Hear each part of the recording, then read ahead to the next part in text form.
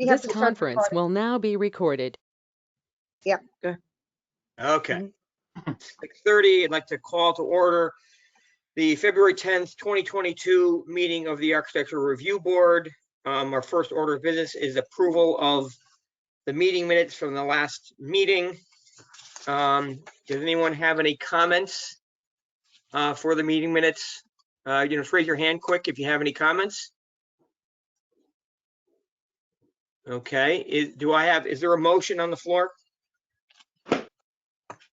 Steve? Jamie, Steve Law, Vice Chairman. I'll make a motion to accept the minutes of January 13th as written. Is there a second? I second it. Second. All in favor, say aye, raise your hand. Aye. All opposed? Meeting minutes of January 13, 2022, approved as written. Okay, first item on the agenda, and I'm going to start out each one by saying, we have a pretty full slate tonight, and so we're asking presenters to keep their comments to 15 minutes at the most, and then we're going to have a question and answer session about 15 minutes, and then we'll have a few minutes to make our recommendations. You can tailor your time, and there's not a hard stop on this necessarily, but we considering the quantity of review we have to do, we're going to try and keep it moving. Prior to, I guess it's Pat Rose, I think I was not present at the last meeting, and I know this particular project was tabled, and I do believe there were some requested items that I'm not sure we have received, and I'm going to let Steve step in here and just because he was at the meeting and ran the meeting last time and kind of outline, and we'll see if this is going to go forward. Steve?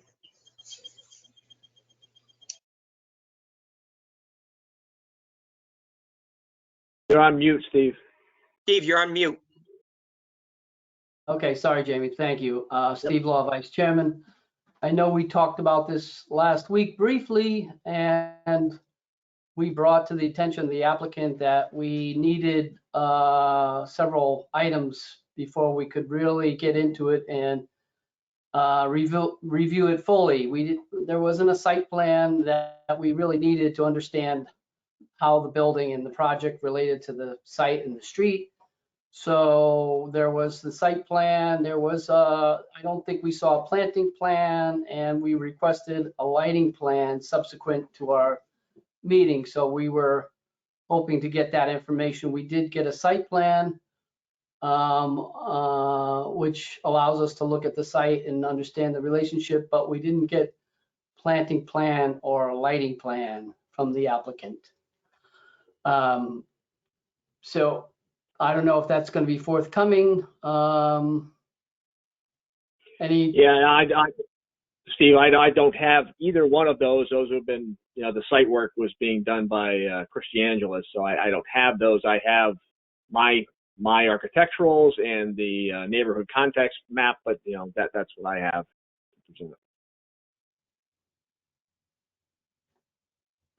So let me just chime in here. So I think that Steve and I spoke of this a little just for what was kind of what we had asked for. And I think I'll say the disappointing part of this is, this project was brought to us last month and, with a couple of relatively minor requests that you would need to be able to come back and make a full presentation to us tonight. And those are obviously not part of the package here.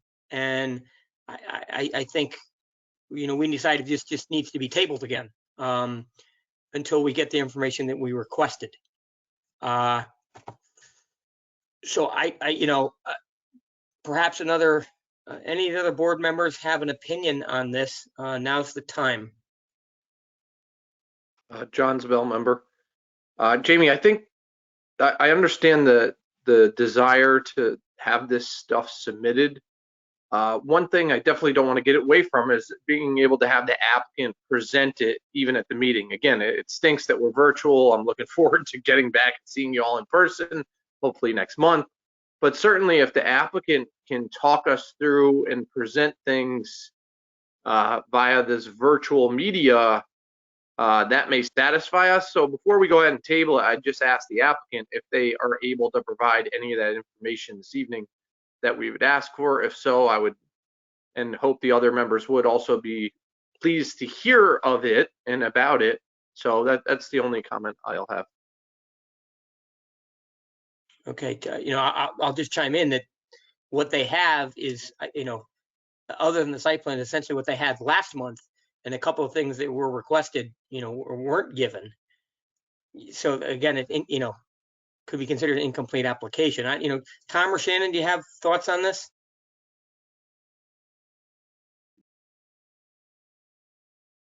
Tom, go ahead. I'd like to review the project just because we can comment on the things that are so obviously missing that we asked for last month, and it'll also allow us to review everything else on the project, and then we can make our recommendation from there. Okay, and Shannon, before you jump in, I just remind everyone that once we review and pass on, there's no obligation whatsoever for anyone to ever come back to us, so that we're passing them forward without the ability to have any commentary on some of those things, and that might be fine. But Steve? Yeah, Jamie, Steve Law, I have a question. Pat, will we be receiving landscape plan, lighting plans? Are those in the works, or what's your status in terms of completing the application? Those are in the works by Chris DeAngelis. It's not, we're doing the building, he was doing the site. So I don't know specifically when you'll get that, but it was in the works to be done, yes. So you're, I'm sorry, Steve Law, Vice Chair. So in terms of representation of the applicant, of the application, tonight you're representing the team? Yeah, I'm the only one that is here. Yes, sir. Yeah. Okay. I don't know. Okay, Jamie, I don't know if Shannon wanted to chime in or not. Shannon Hovan, Shannon Hovan, member, not necessarily. I agree in part with Tom and thinking that we can maybe get something on the books and have something in the record. And if there is an approach or an intention to the lighting and landscaping, if there's none at all, I don't know that that would be satisfactory for me personally. But if someone can speak to an approach or an intention for those two things, that may be satisfactory. But I'll leave it up to our chair and vice chair to make a decision. Smitha, do you have a comment here? Go ahead. In terms of timing of submitting this application to the Zoning Commission or Zoning Board of Appeals, we don't know when they're going to do that, and if they're going to do it right away next month, I don't know how much more time Zoning Commission would give this committee to review the application or proceed without a recommendation. So I think, I suggest as the staff to proceed with your comments where, if you feel like you had inadequate information to make an informed decision, you may want to specify that in your letter to whichever board this is going to be addressed to, and state what information was missing when reviewing this application and what information you have in hand, and to the best of what you have, how this project can be improved, and that's all. Okay, any other comments from board members? So I guess it's kind of a little divided. So I guess what we can do is we can proceed and see and hear this application.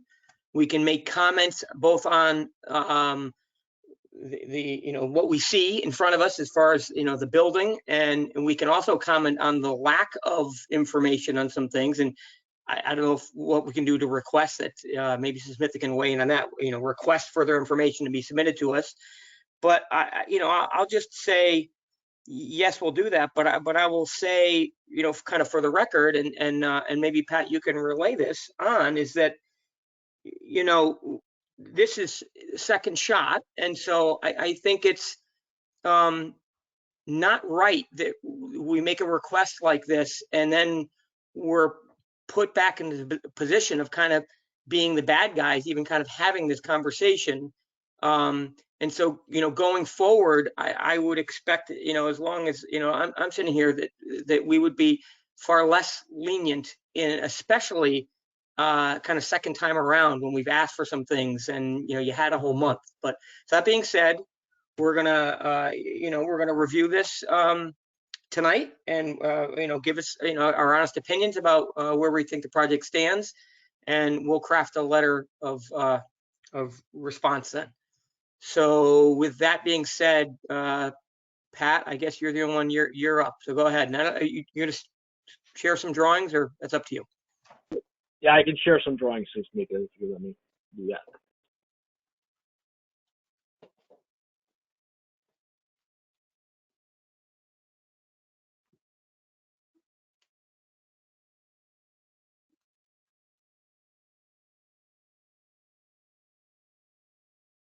Thank you.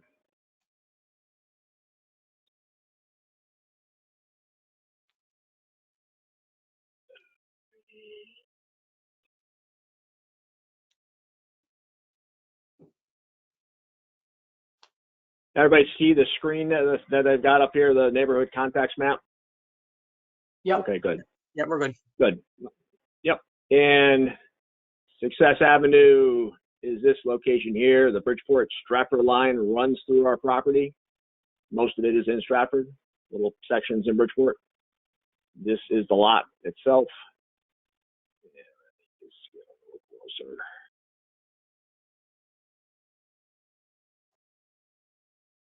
The zones that we've got around us are the RM1 to the east and to the south, and the CA zone, which we are the CA zone to the north. So it's a little mixed in the area, mostly multifamily housing to the east and to the south, and to our west in Bridgeport. It's all multifamily housing for the most part. So it fits multifamily housing in this location. Seems to make sense. The building itself is a commercial building that there are opportunities that the owner believes to add multifamily housing to the building, to the rear section of the property. This is the site plan for the property. Success Avenue is here. Bridgeport Stratford line is here. You enter off Success here, and there's parking in this area. This is the commercial section of the building. There's a garage section actually underneath this portion. What we're proposing is a addition off the back, which there is a storage addition there already. And we're proposing changing the upper floors of that to residential. And then above the storage, adding 2 floors of residential to be serviced by a separate stairway. So you got a stair that services this piece and a stair that services this piece separately from the rest of the commercial building. And there's parking proposed in the rear, and landscape, outdoor recreation space here against this other property line.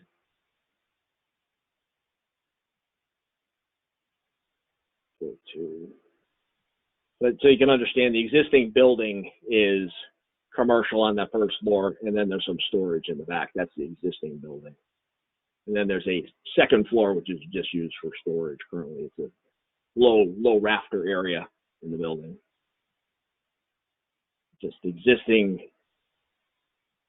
elevations, brick building, sloped asphalt shingle roof. Very simple. This is along where the parking is. This is the other side. What we're proposing is this addition, which is there already. It's storage addition. It's going to remain storage on the first floor. It's going to be a stairway that goes up to the upper floors, and then there's a rear stairway also. Then we're adding this stair to service a second floor above this storage area. So that the residential floors are second and third floor in this building, serviced by the stair, and then this side it's a storage area, which for his file storage, and then a apartment serviced by this one stairway. And then the third floor, similarly, two units in this building and 2 units in this addition above. So what we've done for the outside of the building,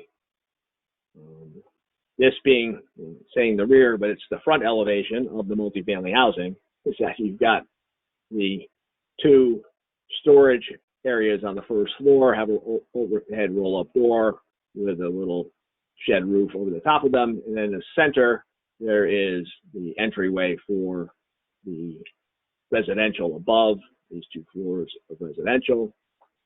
This being the stairway for the other addition, where you're entering here and going up to these residential units. The front elevation is really the back elevation. There's a stairway in the back that services this, and there's bathrooms and closets against that wall there. And then this side faces the grass and recreation space, and this side faces back to the parking lot, the main parking lot coming off of Success. The materials that are proposed are, white vinyl siding with white trim, vinyl windows, white vinyl windows with muttons, and fiberglass asphalt shingle roof. We would be putting some shakes in the upper gables that we have on the building. Fairly simple, straightforward, design of the multifamily housing.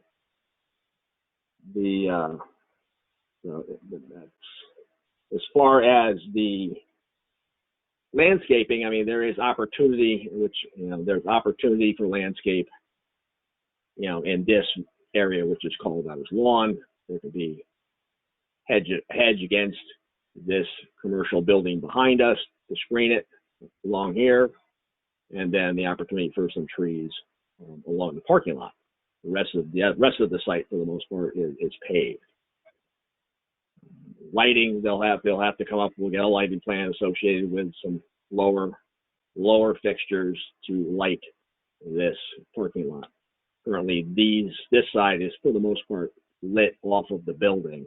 We'll have to come up with some lower fixtures to light the parking lot from the grade, and there will be some light fixtures on the building, at the entry points.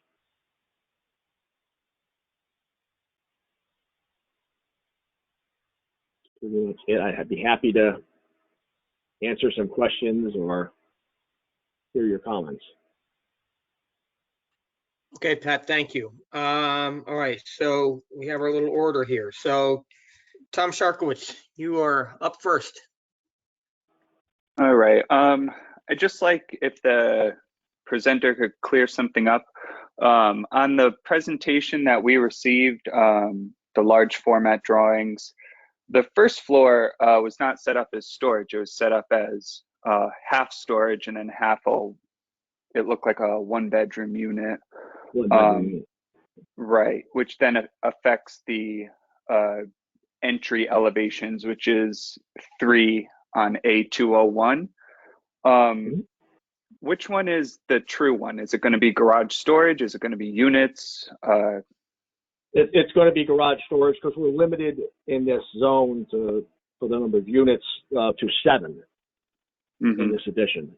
That was a previous iteration before we had to make some changes associated with our limitations in the zone. I guess the problem with that is I like the setup where it's 2 units rather. I think it looks nicer. It looks more approachable. It looks more residential rather than staring smack at 2 garage doors. I don't think that's quite as successful. If that can be dressed up or addressed on your end. Also the material, I know you said it was going to be vinyl siding. And in our design guidelines, we do not approve vinyl sided buildings. It should really be at least fiber cement siding. A neutral color palette. The brick was good, if I'm assuming it sort of matches the existing building. Correct. Okay. I think that's appropriate for the area. A lot of the area is already brick, and it will fit in nicely with that. The lawn, just calling it out as lawn, is unacceptable. We have, a good chunk of our design guidelines is dedicated to landscaping. So even just providing a grass species other than lawn would have been nice. I know there was some mention of planting screening plants along the property lines. I think that would be appropriate. I think at least one tree needs to be planted there to replace the one that's being removed for the new paving. Another thing on my list is that the chain link fence that was called out is going to be unacceptable. I understand the context of the project and where it is located. But even just a vinyl coated chain link fence would be nicer than a regular chain link fence. And then the last thing that I noticed on the site plan was that there is a dumpster pad called out on the parking lot, and that should really be screened. Just an open dumpster pad is not congruous with our design guidelines. Right. And in fact, Tom, if you look at the rear elevation, actually we show a dumpster associated with that's up against the building. Right. I see the trash enclosure, but on the site plan, Right. there was a dumpster pad called out in the middle of the parking lot towards the, I guess, the rear of opposite of Success Avenue. Yeah, right there. Right there. Yeah. Yep. So that should be screened. Okay. And Jamie, that's all I have. Okay, Shannon Hovan, anything to add to that? Shannon Hovan, member. Yeah, thank you for the presentation, Pat. With what we have seen, just a couple of comments. Just to piggyback off of what Tom had said, I do want to put it on the record as well, if we could try to use a different material aside from the vinyl, which we do explicitly call out as being unacceptable in our guidelines. I did want to say, it's a really harsh site. It's a lot of pavement, a lot of chain link fence, a lot of brick. I think the material approach and the color palette that you're talking about is really well intentioned, but if we can use something else aside from vinyl, that would be even better. I understand it's probably a cost-effective decision, but again, something higher up would be much better. Can you direct me? I'm having a hard time understanding, to the facade that is on Success Avenue. Do you have an elevation of that? I don't have an elevation of that on this because we're in Stratford. It's in Bridgeport. I didn't submit it. Okay. Understood. Lighting I was going to comment on. Landscaping I was going to comment on. I echo all of Tom's comments. I would make a note that would really prioritize site safety when it comes to lighting. That back lawn area is really, really tucked away. It's going to be pretty dark back there. And can you speak a little bit to the separation of the convenience store and that lawn area? What is that just chain link fence, as Tom pointed out? How is that being addressed? The separation back here. Yeah, Yes. it's fencing, currently fencing, and we're proposing, I using a hedge of some kind, or a evergreen to create a screen between the two. Yeah, I would definitely suggest some kind of visual barrier in addition to a secure one. There's a piece of HVAC equipment I saw relocated on one of the roofs on the elevation. Right. regardless of where that's positioned in terms of what you can see from the street, that should really be screened as well. And I'm not sure how you access that. Is there going to be some kind of Guys, Wow. excuse me for a minute. Can you hear me? It's Nick Owen. Nick. Yes, we do. We hear you, Nick. I apologize. I had a hell of a time getting into my computer, so please forgive me and continue. And if I can add to this petition, which I am part of, I will. Thank you. Thank you. Is that going to be screened? It's the right side elevation. I'm not sure how you get up there, what the access is, if there's going to be a ladder hanging off the side of the building, something to Yeah, it's consider. going to be a ladder access because it's on the slope portion of the roof. We have to build a little platform for it. So yes, it can be screened. Okay. And final comment from me. Had one more on here. There are no sidewalks on the site. There's no pedestrian walkways. I didn't see on the site plan any sidewalks. Correct. Totally missed that. There aren't any currently. Correct. Okay, I would make a strong recommendation to have some way for the residents to safely access the site and get around the site. And that's it from me, Jamie. Thank you, Shannon. John Zabel, anything to add to that, to the first two? Yeah. Good evening, John Zabel, member.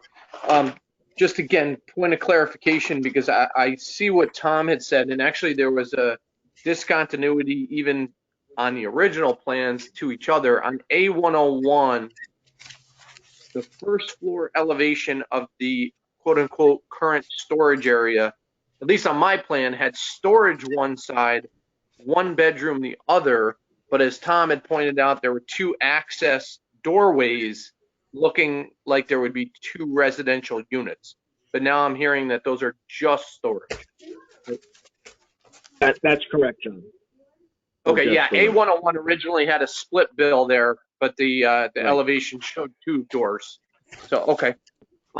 Yeah, just to echo Tom's comment, I'm again, don't necessarily agree relative to the garage doors. Again, it is residential, but I ask that they in some way be made to fit with the context of the rest of the building. If we look at the elevation, it kind of, in some respects, looks like a standard colonial, obviously 3-story in this case, and that the garage doors are just made to match. Also, from the rear elevation there, I know we had talked about the trash enclosures. I'm assuming that's a screening, i.e. a fencing, maybe just something to keep the continuity along that visual plane there. Whatever's used for the garage door, maybe something could be made to almost make those trash receptacles look like another garage, quote unquote, type structure, just for aesthetics along that side. Yeah, that's I agree doable. with what. Thanks, Nick. I agree with what the other board members said. I think a lot of this, again, I appreciate the design of the buildings and what we're doing with the addition. And as we discussed last meeting, unfortunately, some of this is already built, so the horse is out of the barn. But in terms of what we can comment on, I agree with what Shannon said about the sidewalks. I could see pedestrian access being a part of this, because there is commercial areas around there that people who live in these units could utilize. The other thing I would mention there is any placemaking on the property, bike racks, things of that nature, that the residents could use, or sitting areas outside. Again, as Shannon pointed out, most of the other materials in the area are asphalt, brick, concrete, just something for some aesthetics on the property. And other than that, I'm all set. Thanks, Jamie. Okay, Steve Law, anything further to add? Just a couple points, Jamie.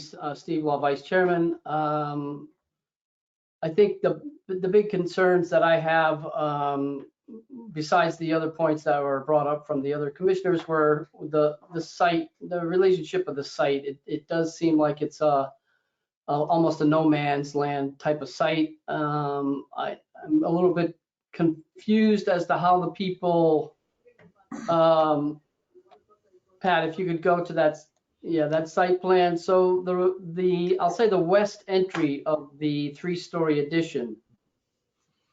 How are those tenants, are those residents going out through the alleyway to get to the street? Is that the intent there?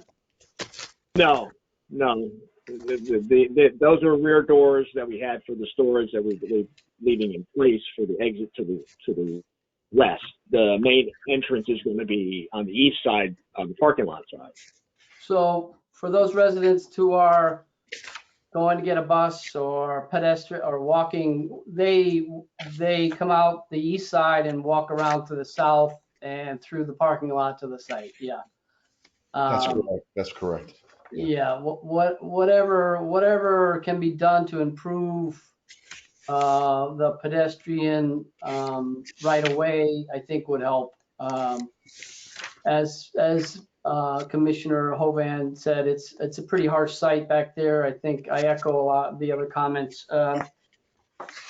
The other point of confusion was the number of units. The narrative did say 7, but the drawings, when I count the units, it looks like there's 9. So we just need to clarify. I think the application is a little discombobulated in that respect. Actually, it's going to be 7. That was an initial miscalculation for 9, so it's going to be a maximum number of 7 units. Thank you, Nick. Jamie Miller Chair, just hang on Jamie Miller Chair, just it's in case we're not remembering all the time. Some people are better than others. When you speak, just make sure you identify yourself each time. Whoever. Oh, I'm sorry. I apologize. Nick Owen. So just the couple other comments. Was there any variances required for this? And are there any of the units affordable units? There are going to be variances required. I've checked with the zoning official today, and there's going to be variances required on the property itself. The exact number we're not sure yet, unless Pat Rose can opine to that. It may actually be on the plan, but the first step obviously was to go to you guys, and then figure out what we would need to appear before the Zoning Board of Appeals, which is our next step. Can I go back just a second as far as the pedestrian walkways, et cetera, around the building? I think some of that can be achieved by, once it's all repaved, painting on the pavement and just make them access walkways and bike alleyway for egress and ingress to the back. Egress and ingress to the back. You can see that obviously this property is pretty maximum buildings, and it's probably 95% impervious at this point. And with the parking requirements, there's not very much space to do, major sidewalk construction. So I think it can be achieved by paint.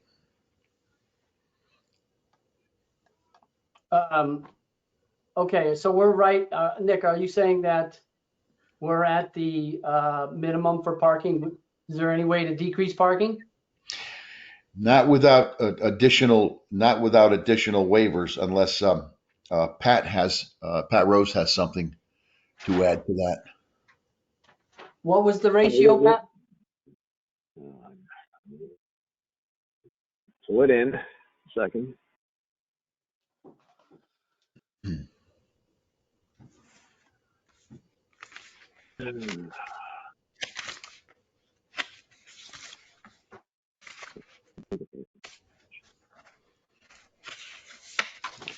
Yeah, the 2 variances that we were looking for were lot area per dwelling unit and minimum outdoor recreation space,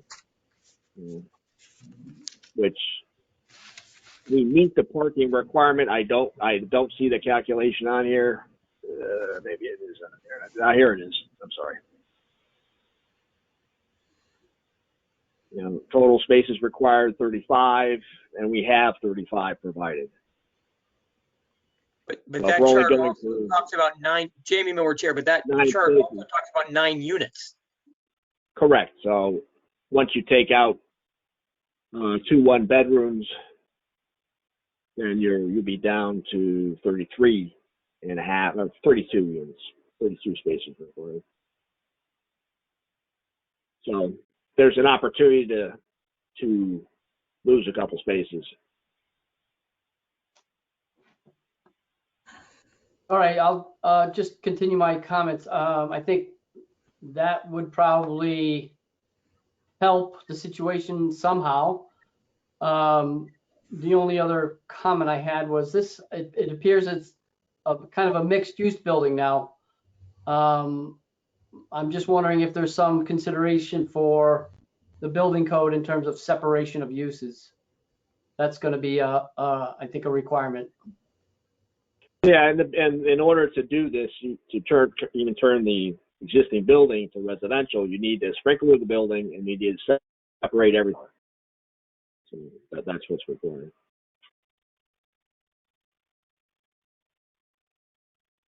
That's all I have, Jamie. Okay, thanks, Steve. Jamie Millward, Chair. So, you know, I don't want to, the only thing I want to bring up, and I want to be clear about something. So this whole issue of the sidewalks. So really, as I look at, if you can, yeah, on the site plan, it's hard to see. I have plotted out larger drawings. Really, when you step out of that building, you're in the 24-foot, you're stepping out into the 24-foot travel lane of the required. So up at the main entrance, yeah, up there. I see 23.2 feet there. So really you're stepping out into the travel lane of the driveway. So I'm not sure striping this in any way is going to allow you to create some pedestrian access. So that's going to be one of our comments, but I think that is going to require a lot more thought to try and make that work. And at the same time, justify the number of units and the number of parking that's required. So that's all other than that, I think everyone covered everything that I kind of had on my list. So is there any further commentary from the applicant? And if not,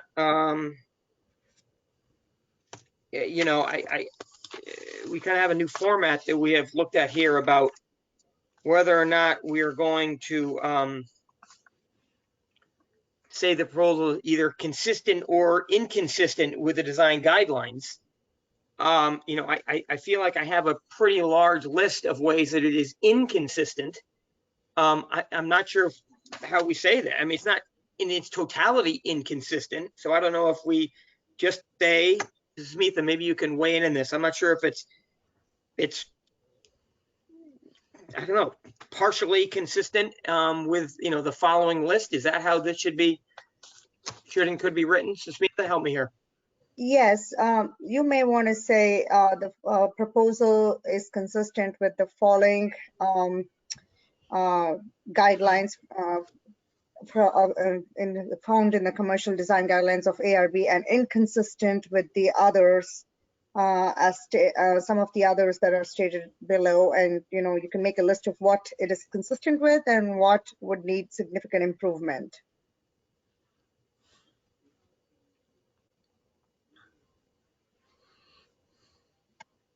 Did you hear me? I'm sorry, I had it muted. Yes, I heard you, Smitha. Thank you. Okay, all right.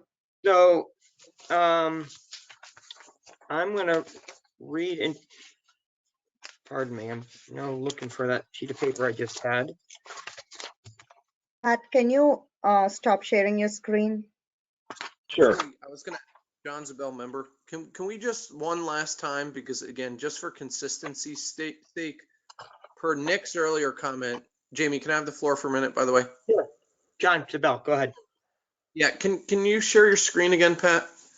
I still see a couple inconsistencies with dwelling unit numbers and design. So if we could go back to that, I'm looking at the site plan and now that says 10 units, and I just want to flip through the drawings again because they certainly don't reflect what we were provided. Give me a second, please. Sure.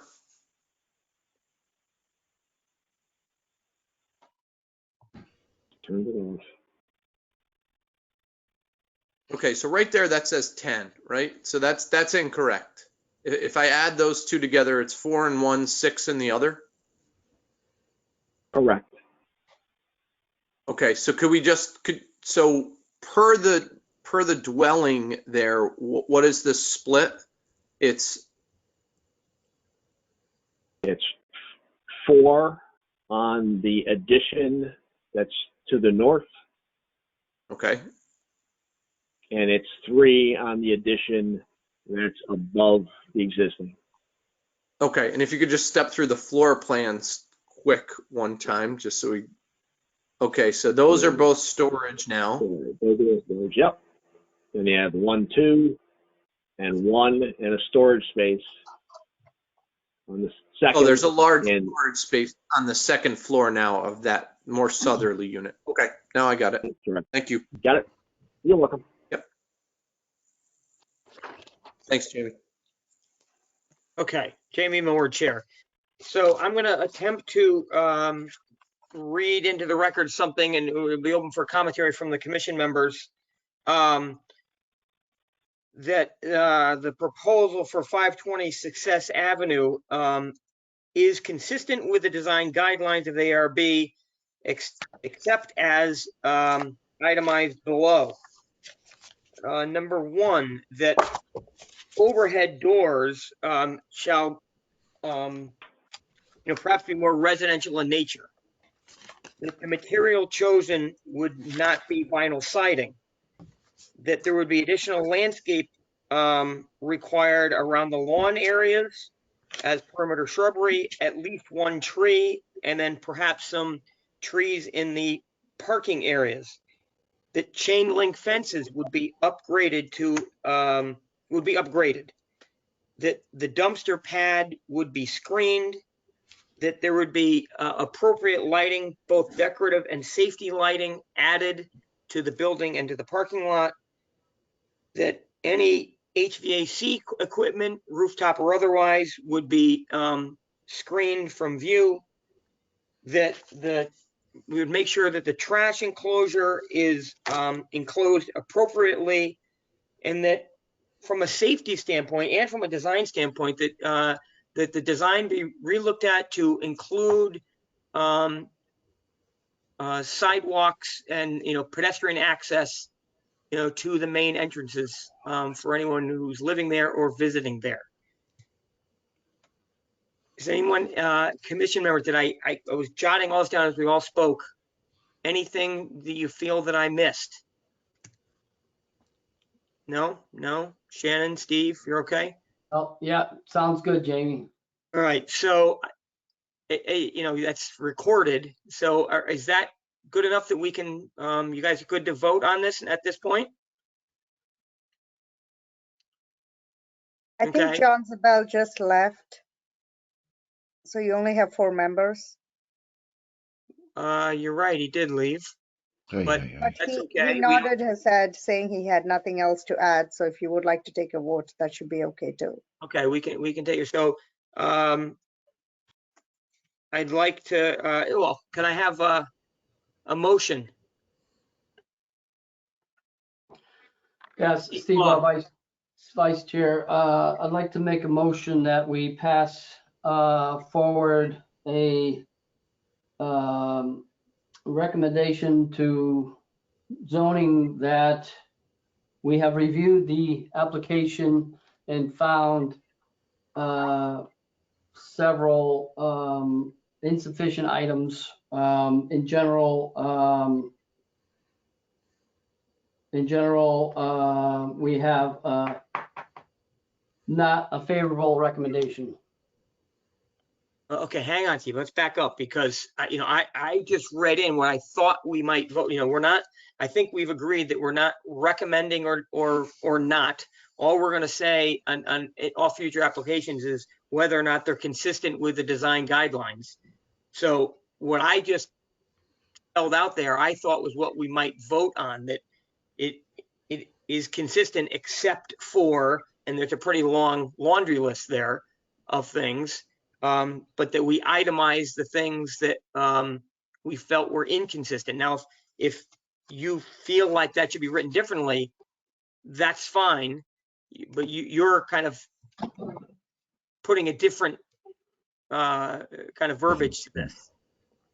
Any comment or thought on that, Steve?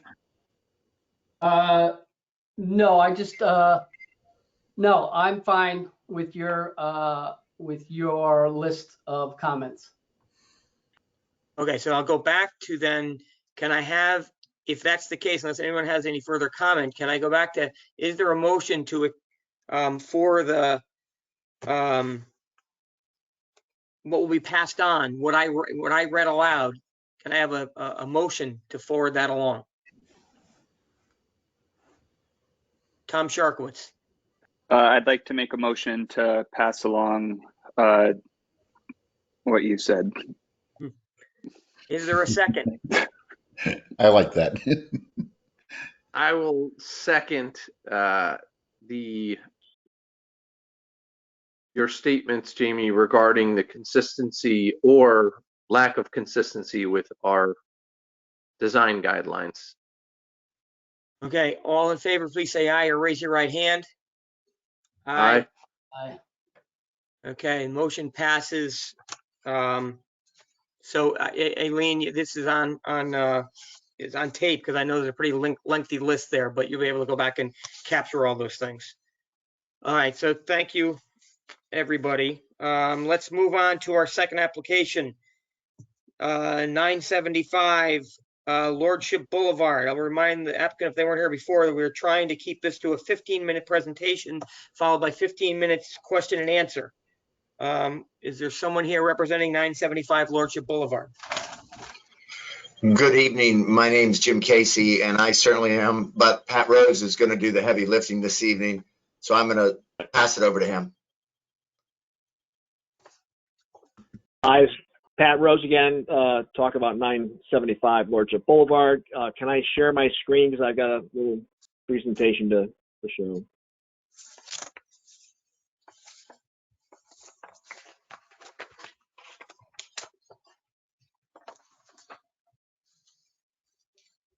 Yep.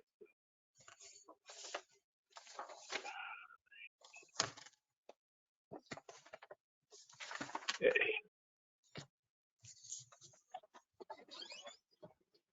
So 975 Lordship Boulevard. It's, you know, you've seen applications before for this piece of property, and recently a smaller building with a distribution facility. This is something that's more in keeping with what the original approval was for this site a while ago.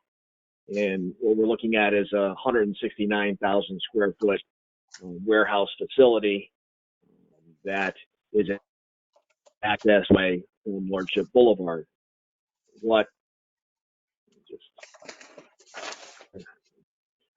This is just a neighborhood. Quick, I'm sure everybody's familiar with this area, but this being the proposed building access off this driveway from Lordship Boulevard. And there's a couple of things around us, either marsh or industrial buildings. So we've got industrial building behind us, which is FedEx, we're familiar with. There are industrial buildings, including the new FedEx facility that's being built at 495 Lordship Boulevard. Across the street, as you come out, you see Encon's facility off this side street, and then there are other industrial buildings to the other side of Lordship Boulevard. So this is something that was approved previously through wetlands with this size facility, also approved, through zoning when created for this. So what we're proposing for this, and it encompasses this portion here of land, and this portion here on the other side of the driveway becomes a parking lot for this case. So this shows main driveway, Lordship Boulevard, parking lot to right, and then the new 169,000 square facility to the left, and then FedEx is behind us in this large area.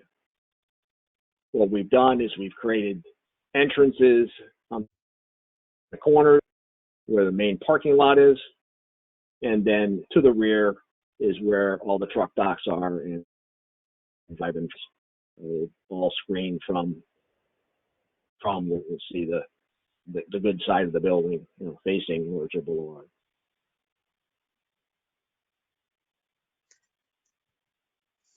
We'll go into some of the completely germane, but there's a large detention basin, in this area, which feeds out to the marsh. We've got plantings in the parking lot all along Lordship Boulevard, plantings as you come up the roadway, the main driveway, and then plantings along Lordship Boulevard here and in the parking lot itself, and then on this edge and this entranceway here. So we dressed up with landscaping along these areas. We have a lighting plan, which is hard to read. Obviously, these things are really tiny, but we're using 20-foot poles with LED, fairly modern LED fixtures, providing lighting in this parking area here, off poles, some off the building for this truck dock area, and then some poles as you come around in this location, smaller poles, not double fixtures, single fixtures.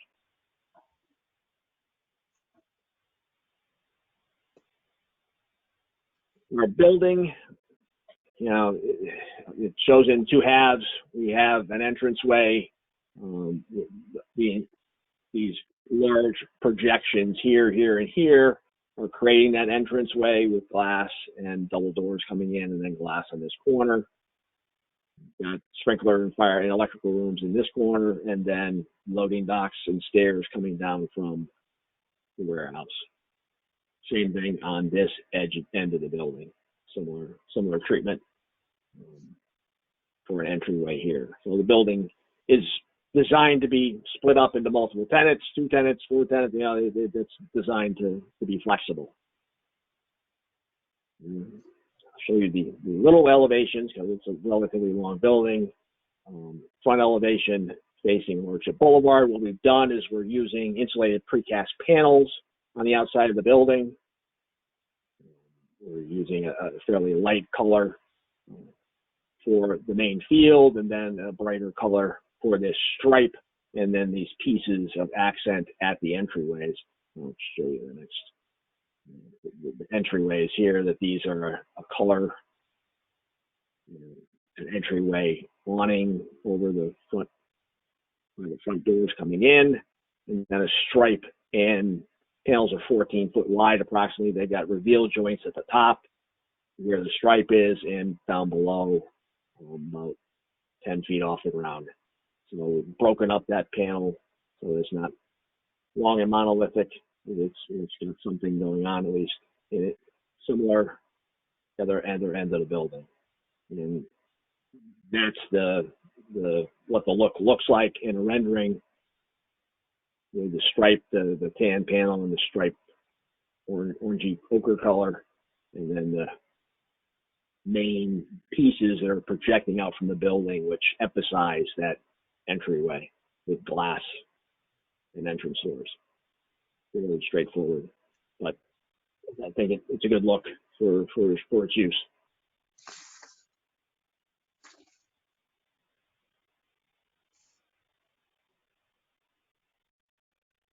And that's questions. I'd be happy to answer or clarify people's questions.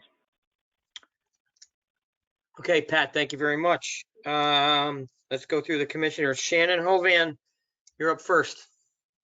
Shannon Hovan, member. Hello again, Pat.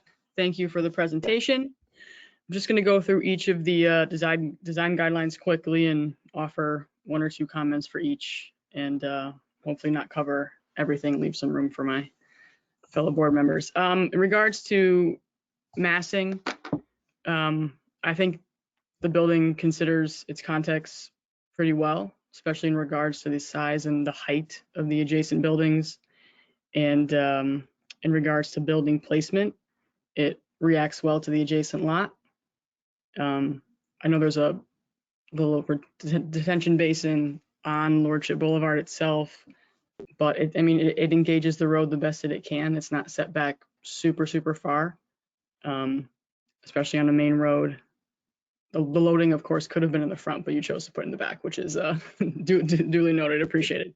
Regards to access, takes advantage of the existing drive from the adjacent lot, which appreciated. Facade, all the buildings that you can really see around it. I mean, it's hard, there's not really much to react to since they're so spaced out and they're all white to begin with. So I do appreciate the intention of using some color, especially on the corner of Lordship Boulevard and the access road adjacent to the wetland. I'm not sure how I totally feel about the orange, but I do appreciate taking an approach and making a design decision and not just doing a white building. Precast panels would be nice material wise. Storefront will be nice. Lighting, I appreciate the lighting plan.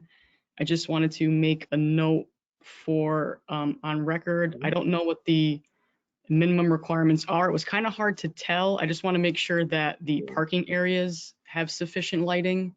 I make this comment almost every meeting that we have, but it does get dark very early in New England for a couple months of the year. Around 4 o'clock, people are going to be getting out of shifts. Just make sure as they're walking towards their cars that the parking lot is sufficiently lit, and the loading docks in the rear of the building as well, where the stairs are.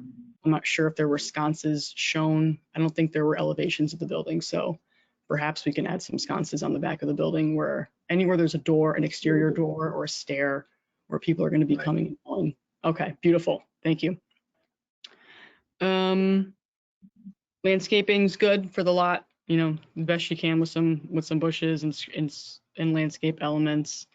I did want to make a note in terms of some site furniture, maybe a bench or two somewhere for anyone taking a break during the day, just somewhere to sit. There's really nowhere to go on Lordship Boulevard unless you want to walk a quarter mile to Dutchess, which I guess you could do, but it's a nice enough size lot that maybe you could incorporate a bench or two or a bike rack for anyone that works there. And I had one question about site signage. Are you going to put some kind of site signage on Lordship Boulevard with the company name on it? Have you thought about that? What's it going to look like? What are the materials? Something to consider.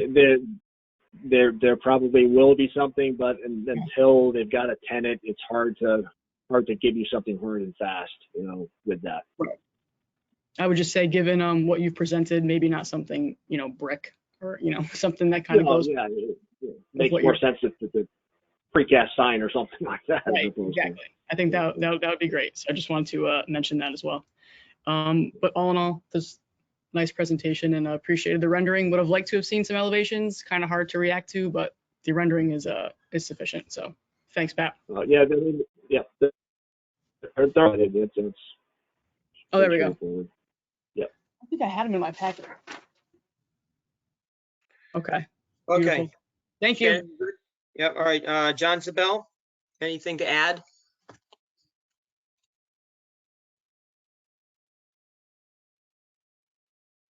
John, you're muted. Having some internet issues, so I had my camera off. No, I think Shannon just about covered. Seen this before. I really appreciate several of our comments about a prior submittal. They really current design of this structure. The one question I would have, Shannon mentioned in-ground signage.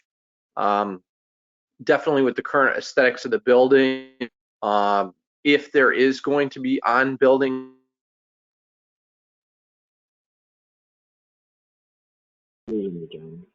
John, we're not hearing you, John. Can you hear us?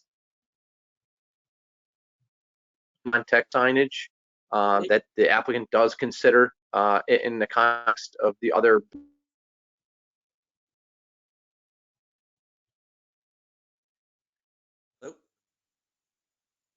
John Zabel, we're not hearing you, so we're gonna come back to you, okay? You got internet problems, I can see. So I'm just gonna jump ahead to Steve Law. Steve, you have Excuse me, comments? Jamie, Yes. excuse me, this is Aileen Marsh. John, if you're having internet issues, you can also type your comments You hear me now? It's John. below and we can read it for you. I'm back. Can you guys hear me now? Yeah, now we can, John. Yeah, I'm just gonna keep my camera off if that's okay. It appears to be what's causing the problem tonight, so my apologies. Did you hear anything that I had said relative to the on-building signage? That's where we lost you. Yeah, I was just saying to the applicant, if there is, once a tenant is in place, that consideration be given to the type of signage, lettering, color, scheme, and overall size and context of the building. Like Shannon pointed out, this size building is certainly appropriate in the context of the neighborhood and wouldn't want any on-building signage to kind of disrupt the rhythm of the building. The other question I had is, there is that drainage swale out front. Is that going to be planted around or any natural grasses in? So there's not just this visual swale in front of the property?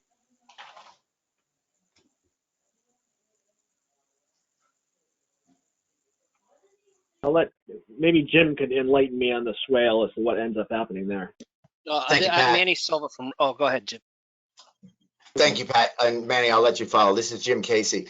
So that swale is not receiving any stormwater, so it is not really functioning yet. And once you build this building rooftop and asphalt, almost all of this water is going to go there. And so there will be more of a pond look most of the time. If you go to the rear of the property, you'll see the rear retention pond that's serving what's currently impervious area for the FedEx site. And that's, I've never seen it dry. So there's nothing wrong with seeding it, but it's going to end up mostly with water for the foreseeable future unless we stop getting rain. Okay. Other than that, Jamie, I think Shannon really touched on all the salient points. Okay, good, John. Thank you.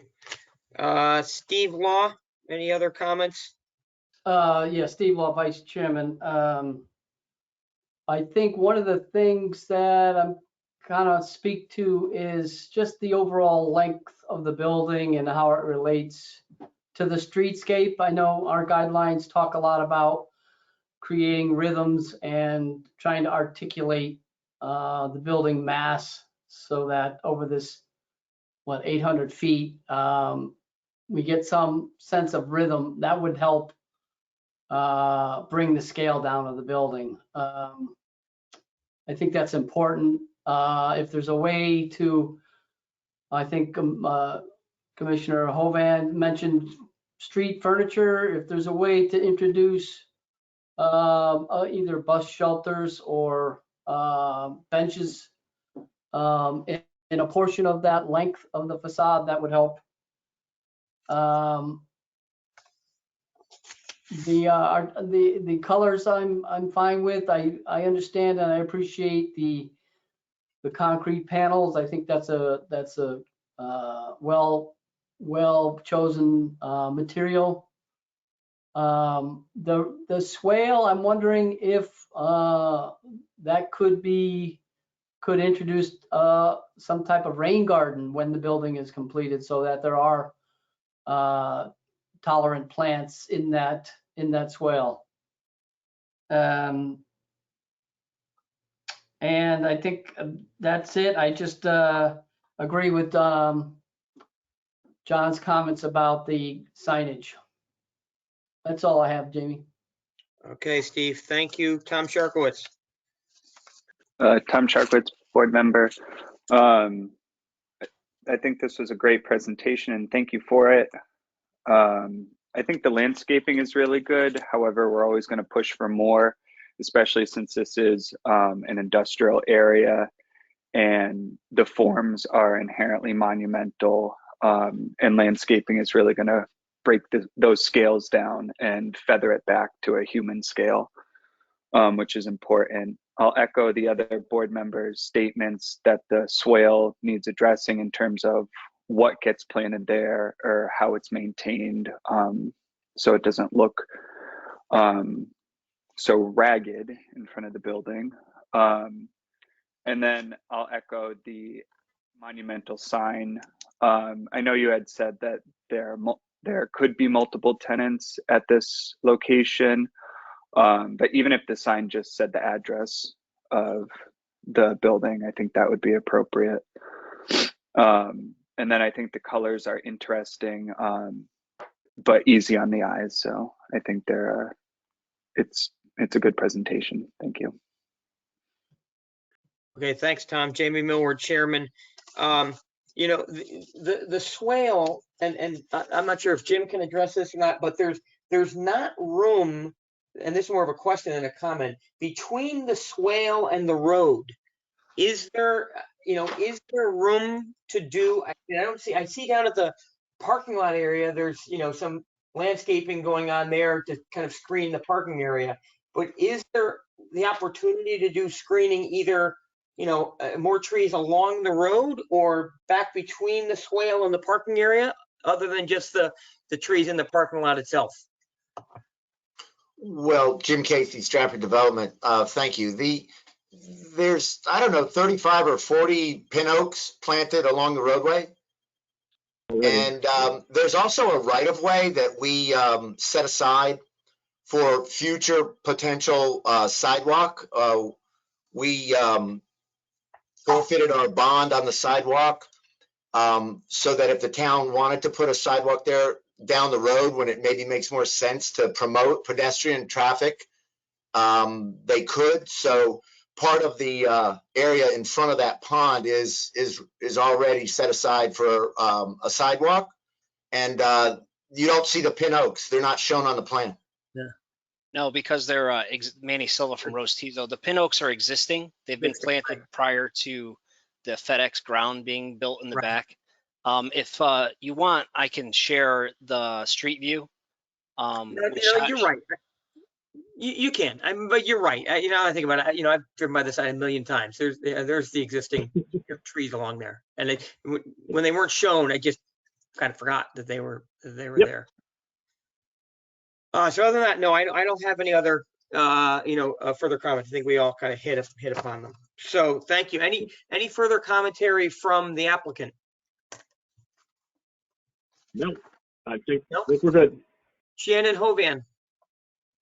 Shan Hogan, member. Sorry, I had one more comment I wrote down, I forgot, and it might come to absolutely nothing. But in terms of the site lighting, I know this has already passed through wetlands and everything, but there is, if there are any, animal or ecological concerns, I know there's lots of turtles nearby. Not that that's really anybody's number one priority, but in terms of the lighting, maybe just make sure that it's not too bright, or you're, meeting whatever the guidelines are. That correct. Manny Silva from Rose Tizo.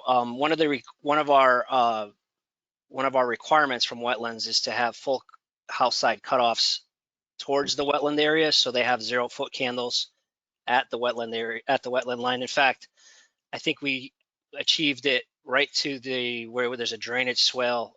So we're about 25 feet away from the wetlands with 0-foot candles. So we shouldn't have any impact on the wildlife there in that wetland area. Wonderful. Thank you. All right, thank you. Any other comments from commissioners? Okay, that being said, again, I've been trying to take some notes, so I would say that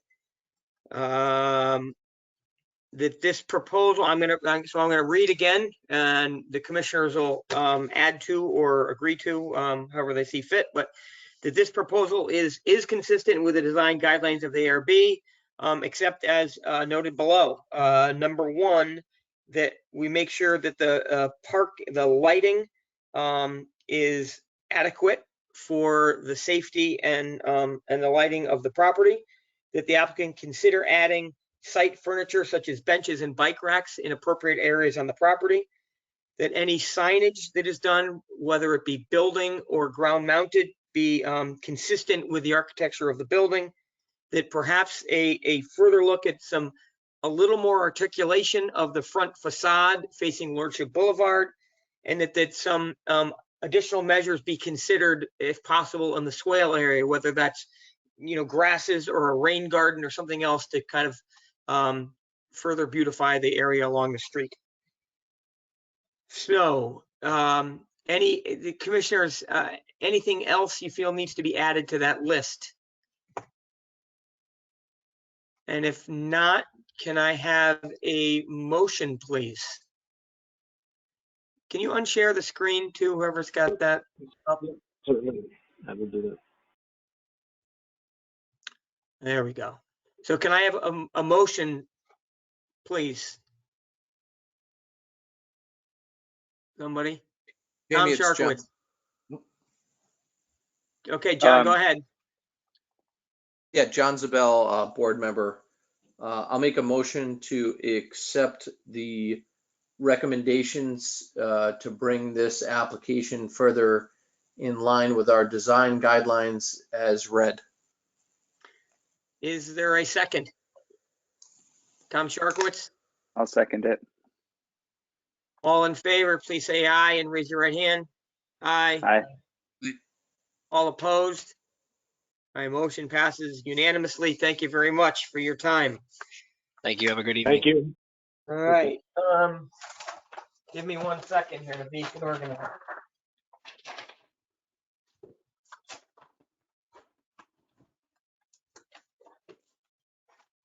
Okay, our third application today is, and I meant to read these in before, but 350 Lordship Boulevard, review a petition to zoning commission by PV Asset Management for constructing a proposed 24,500 square foot self-storage facility. If those gentlemen are here, I just want to remind them that because of the number of applications we have, we'd like to, if possible, limit your application time to about 15 minutes. That will be followed by about 15 minutes or so of question and answer period. So is there someone from 350 Lordship Boulevard with us? That's good. I'm James Dankovich from BWD Architects. We also have Jeff Ford from our civil engineer's office and Jim and Cantor from PSG, the group that's developing the project. Thank you. May I screen?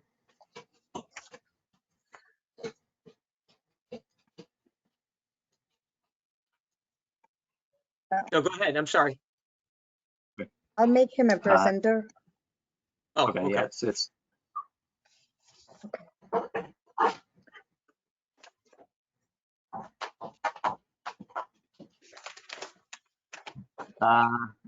wants me to restart to do it. Maybe Jeff can share the his screen. Yeah. I could share. I have it open here too. And James, you can just let me know when you want to switch slides here. I'll just scroll through them for you.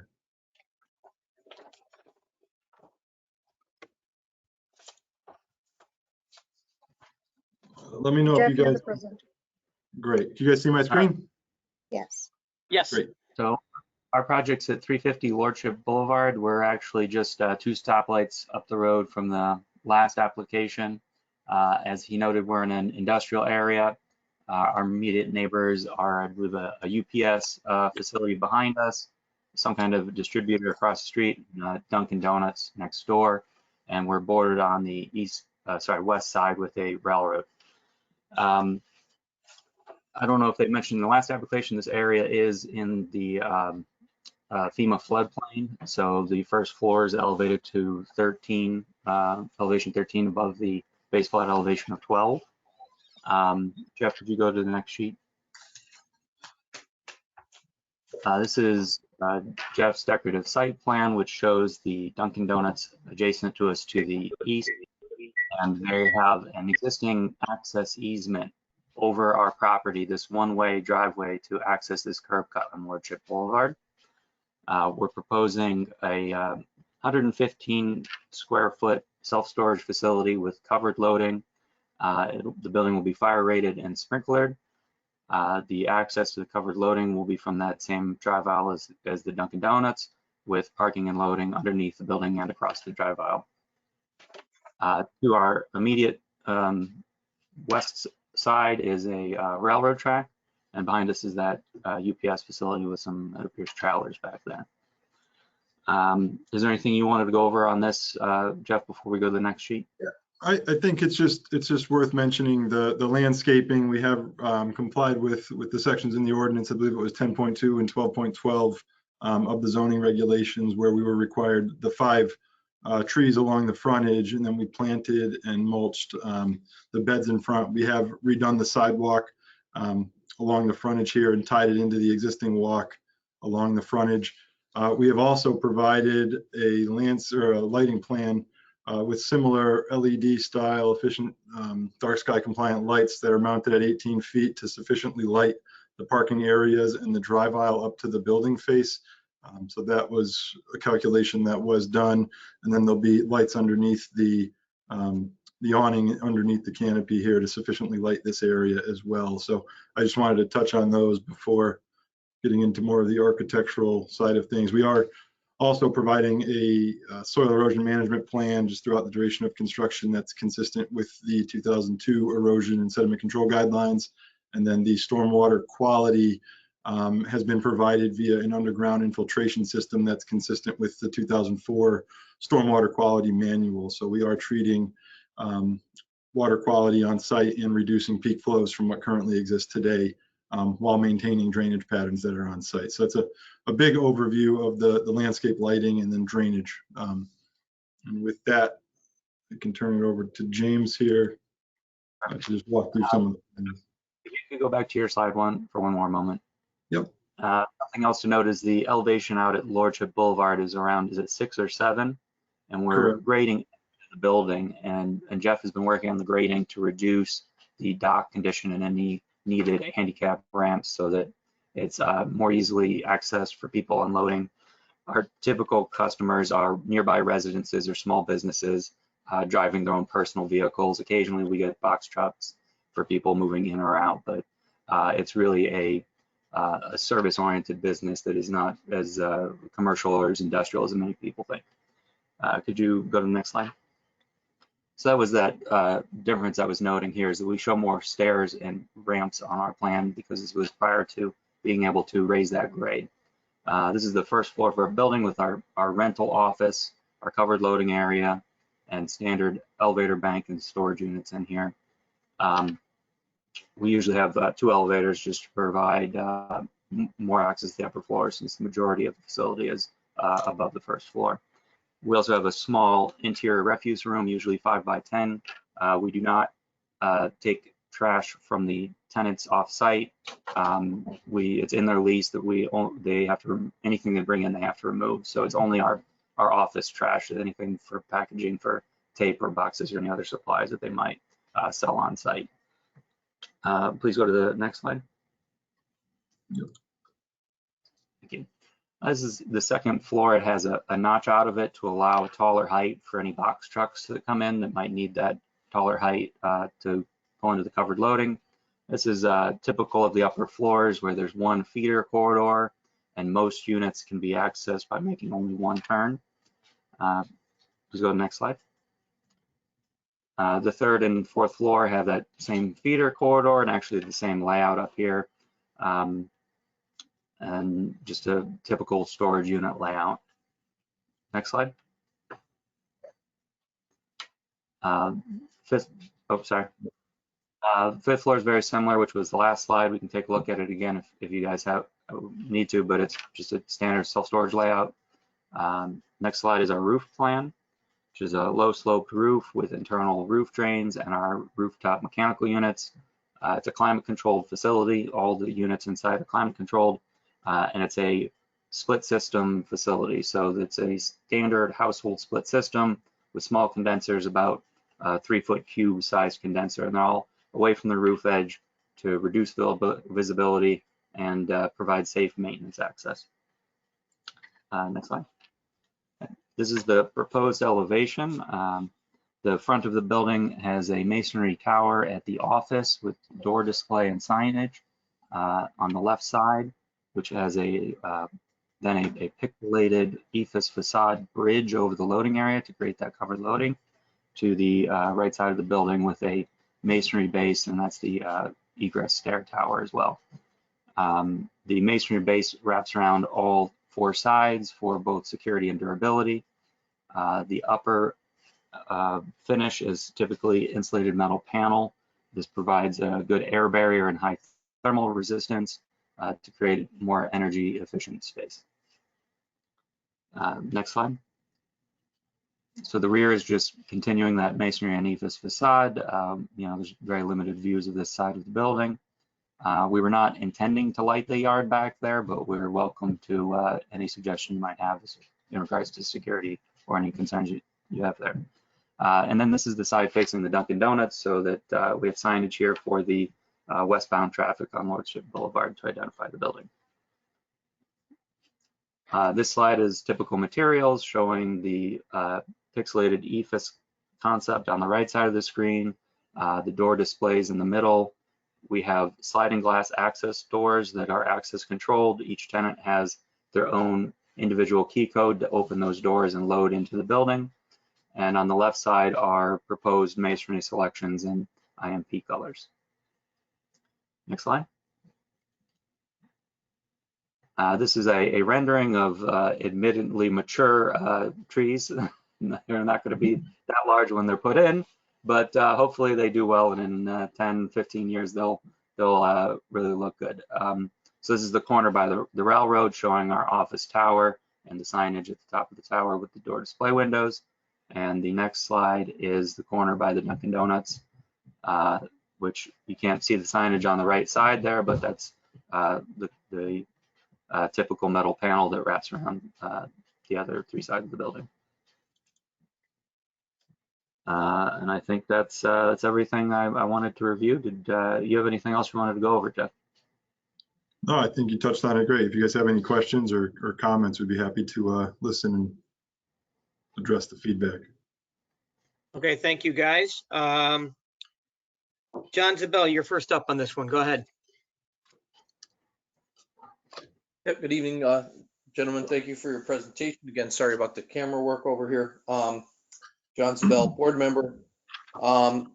Couple quick comments relative to both the materials and what I'll call the color distribution. I'm not sure how married to that you guys are. I just had a concern. Is that you were referring to the right side of the figure there? I forget what type of feature you were calling it. The pixelated ephes. Yeah.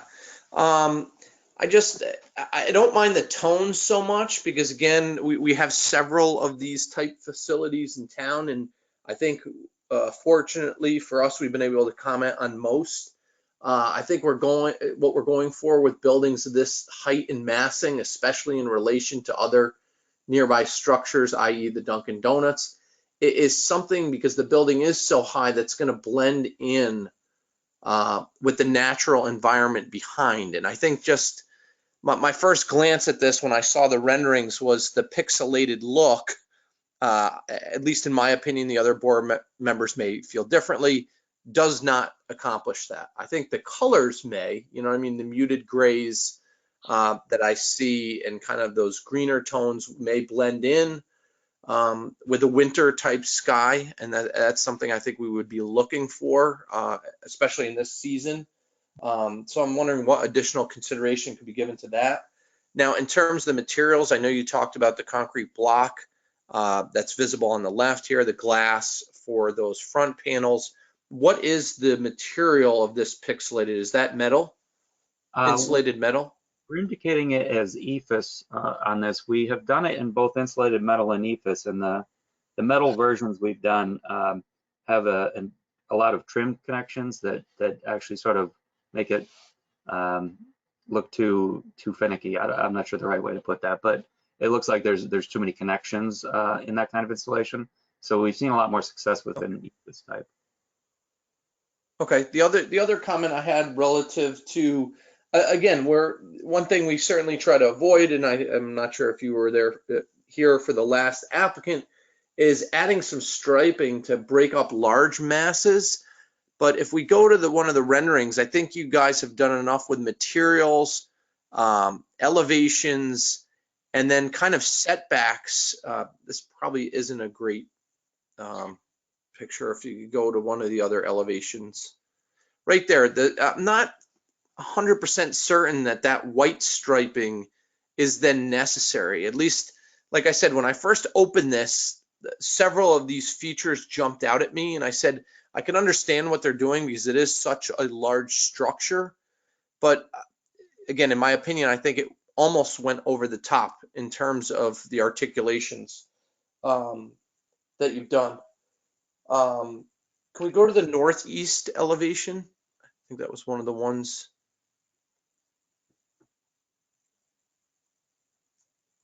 Yeah, right there. I just was wondering about the signage, and are we aiming for a windowed look there? These white patches that are shown on the gray background, is that what the intent is? We're trying to put a pattern in there to sort of reduce that massing, to break it up somewhat. Okay. The signage on the building, I know there's one on this side and there is a self-storage on the other elevation, the corner near the office. Mm-hmm. Both there, and then I think there's one actually on the other side, that elevation that you've had up several times. Now, is that going to be lit, front lit? Is it going to be backlit at all? If you could just explain the lighting of the signage, I think that's certainly going to be important, especially along this streetscape here. I'd have to double check the zoning ordinance, but if permitted, we'd want to do an internally lit sign. Okay. Yeah. My other comment was on building lighting. You know what I mean? Because certainly that's something our design guidelines speak to pretty explicitly, is not only site lighting, but also on building lighting, and making sure that the lighting is appropriate on the building and not casting light onto other areas of the property unnecessarily.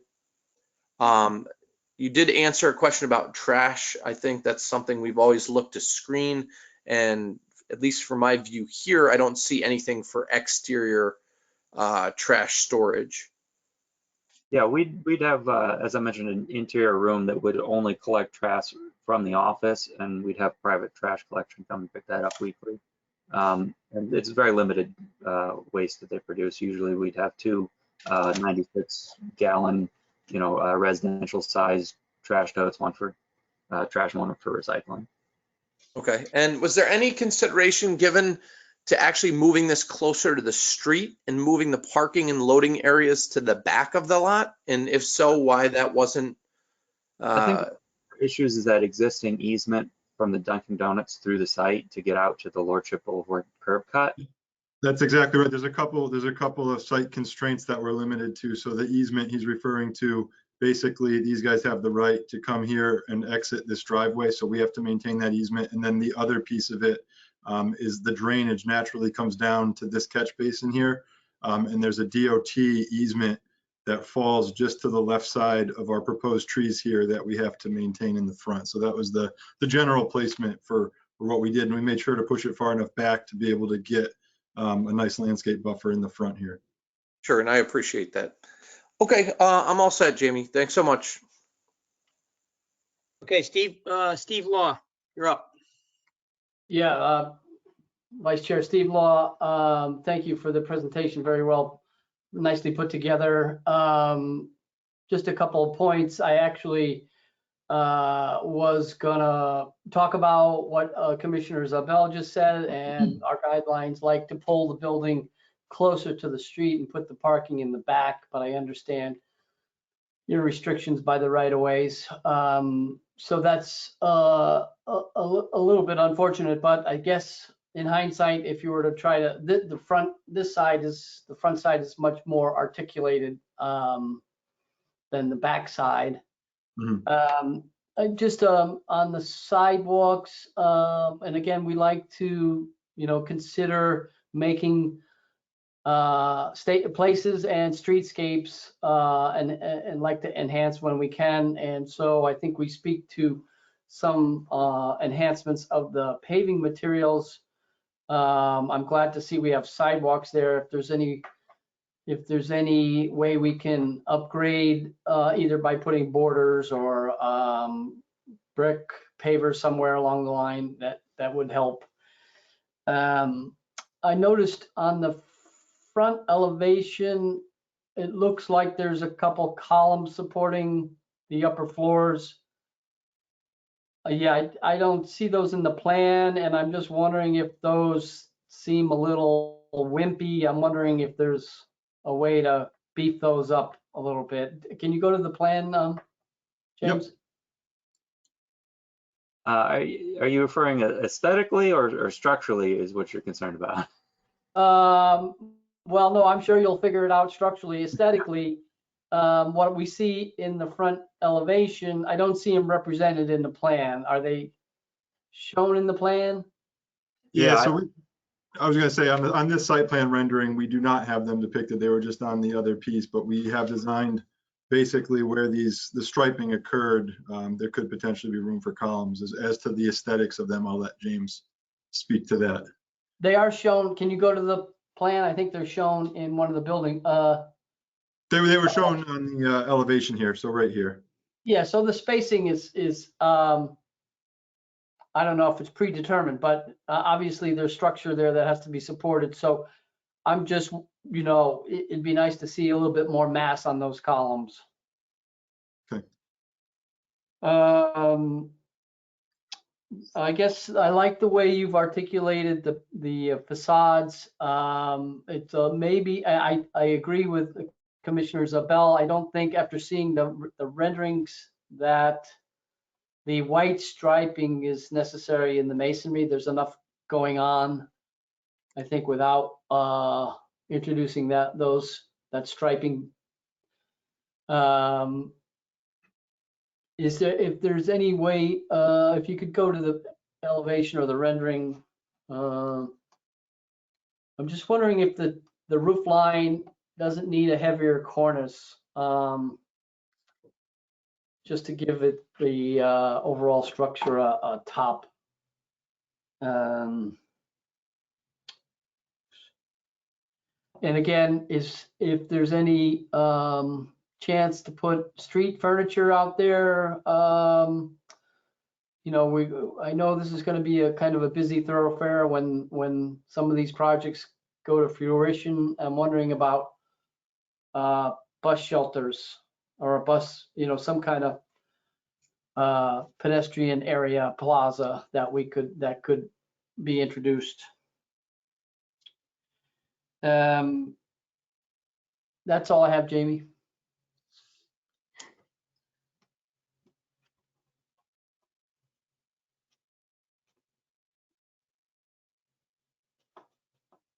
Jamie? All right, Tom, I was muted. I didn't realize it. Tom Sharkowitz. Tom Sharkowitz, board member. Like to thank the presenter for their application. It's not often we get this detailed of a presentation for the building usage.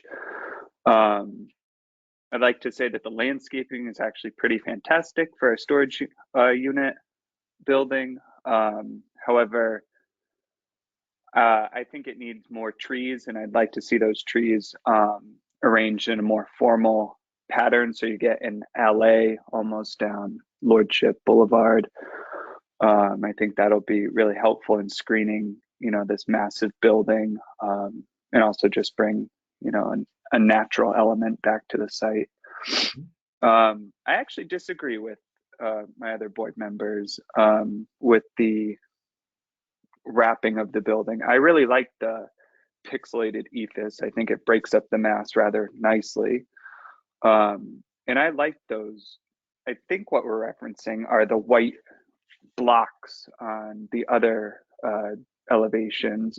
To me, they imitate fenestration or blind windows, which I think is, really smart considering that there aren't going to be many windows in a storage facility. And I think it helps to also bring the mass of the building back down. But other than that, I think just adding more planting is going to help this building out. Oh, wait, one more thing. I wrote a note to myself. We reviewed another storage building not too long ago in Stratford, and it's over towards Milford, near the Milford Bridge. And one of the opportunities we had there was to incorporate a signage that you could see from the highway from 95. And they chose to go with a welcome to Stratford sign on that building, which I thought was super successful as you're coming from Milford into Stratford. Obviously, this property is not in an appropriate location to say welcome to Stratford, but I think you have, you know, the opportunity to do something interesting on that facade that butts up against the Dunkin' Donuts. I think that'll be really successful for your project. But other than that, Jamie, those are my comments.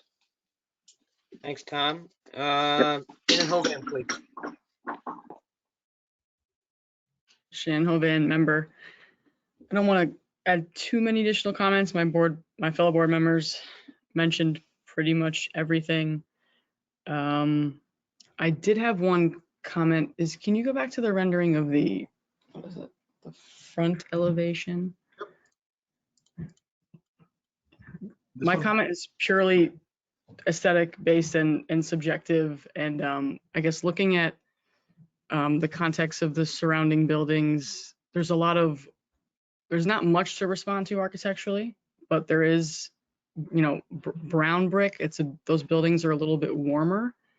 The sea of gray does feel a little bit cold to me, and given that it's a 3-story building, that's in effect going to dwarf the Dunkin' Donuts adjacent to it, and the 2-story building, very long linear 2-story building across the street.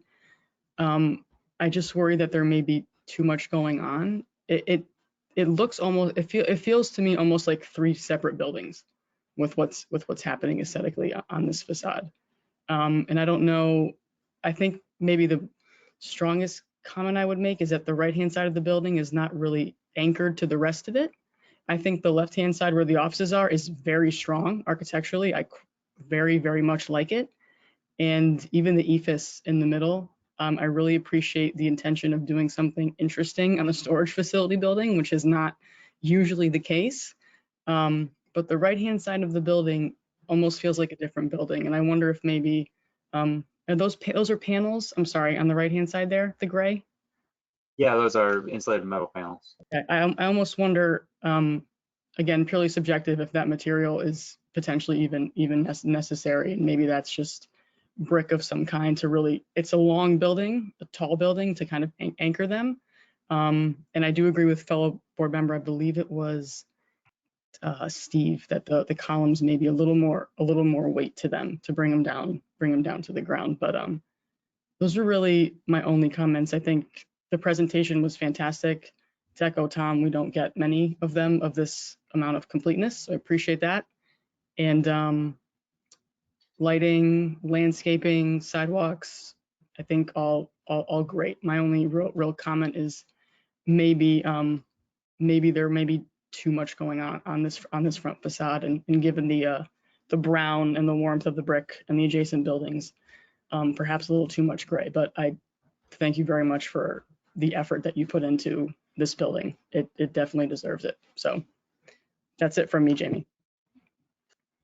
Okay, thanks, Shannon. Jamie Millward, Chairman. Also, so I'll say again too, it was a nice application. So it really is. It makes our job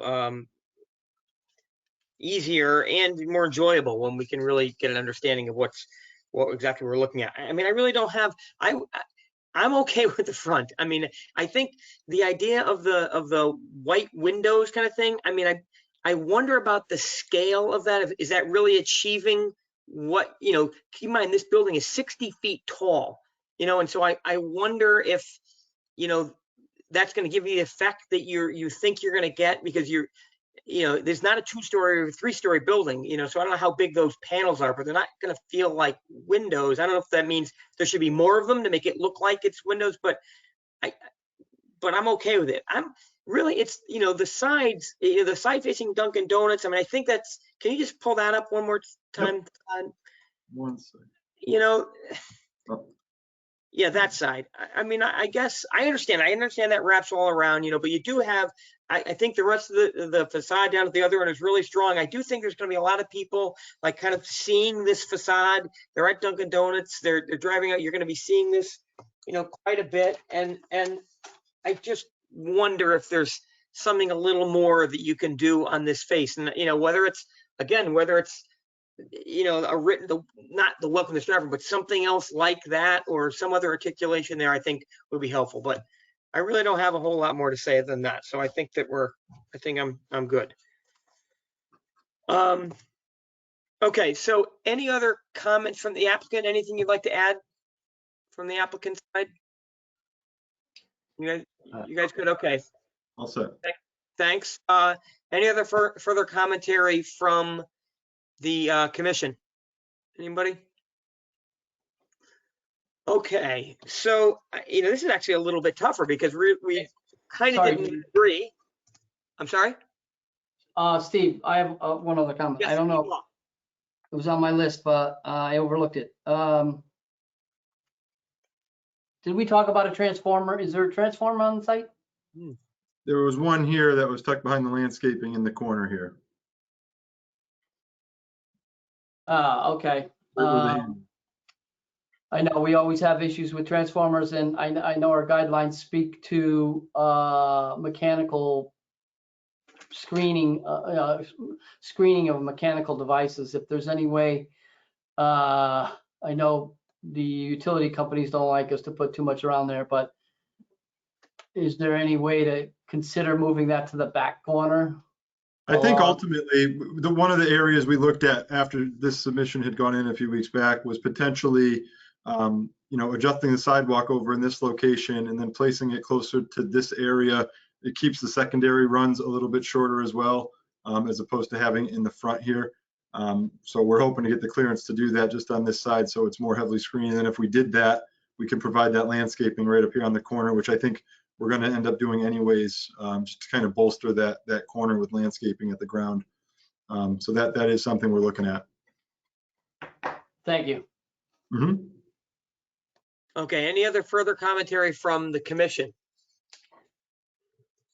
Okay, so that being said, what I was starting to say here is it's a little more difficult because we didn't have any big commentary, but actually, and we had a little bit of, I wouldn't say disagreement, but kind of different thoughts and kind of about our own opinions on things. So I'm going to try and maybe shy away from that, but I would say, let me just find my, apologize.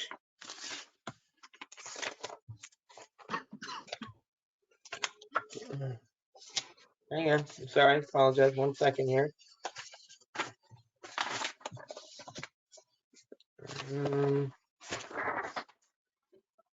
All right, I like this, I'm looking for my,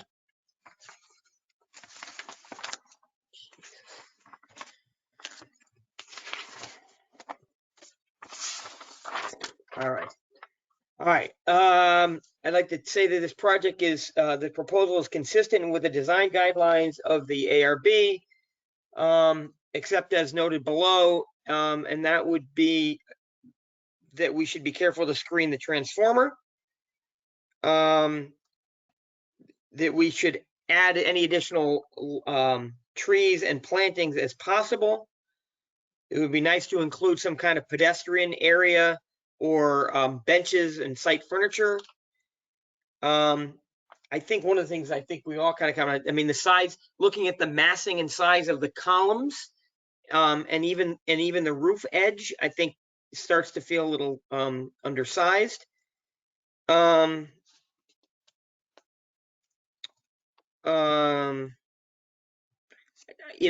think we're looking for you to look at kind of the articulation, especially of the right-hand end of the building. That something else might, consider something else going on, both on the Lordship Boulevard side as well as on the Dunkin' Donuts side. I know you thought it was set far enough back, but I believe there's rooftop units. So, screen those if those are going to be, visible at all from the street.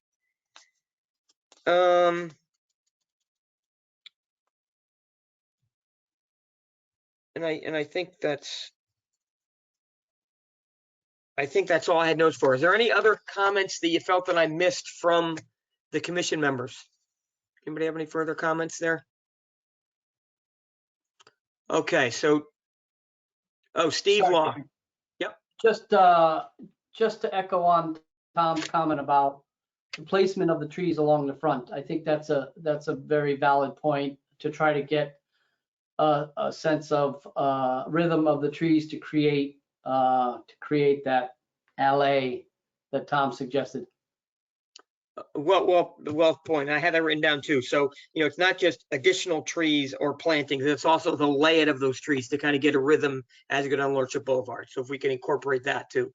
So, that being said, any other comments from the commissioners? If not, do I have a motion? Somebody? Tom Sharkowitz. I'd like to make a motion to accept what you just said. Is there a second? Steve Law, second. All in favor, raise your right hand, say aye. Aye. Aye. Opposed? Okay, that project passed unanimously. Thank you very much, guys. Nice job. Thank you all. Have a great night. Okay, give me 1 minute. The 225 Lordship Boulevard.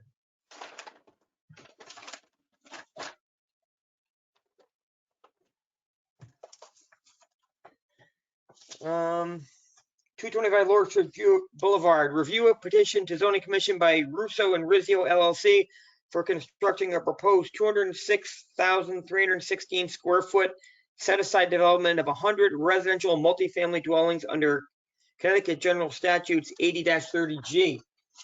Is there someone from the application here to represent this project?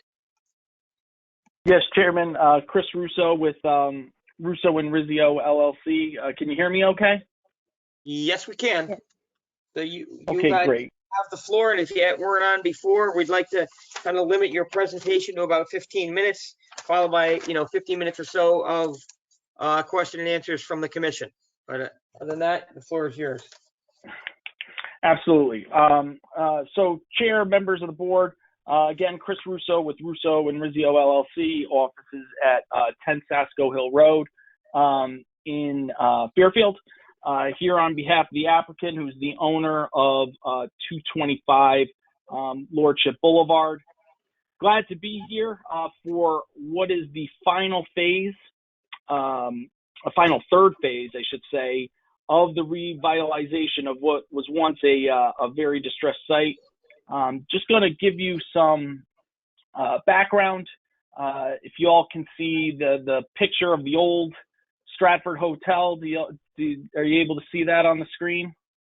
Okay, yes. Great. So a lot of you probably remember the Stratford Hotel that was located at 225 Lordship Boulevard.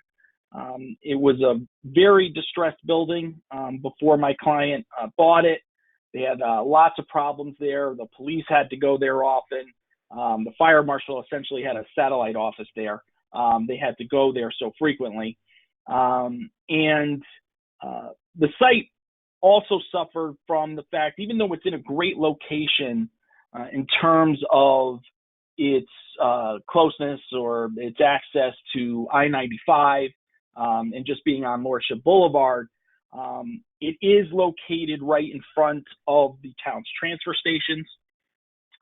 It is adjacent to the spray terminals, and across the street from it on Watson Boulevard is the asphalt recycling site.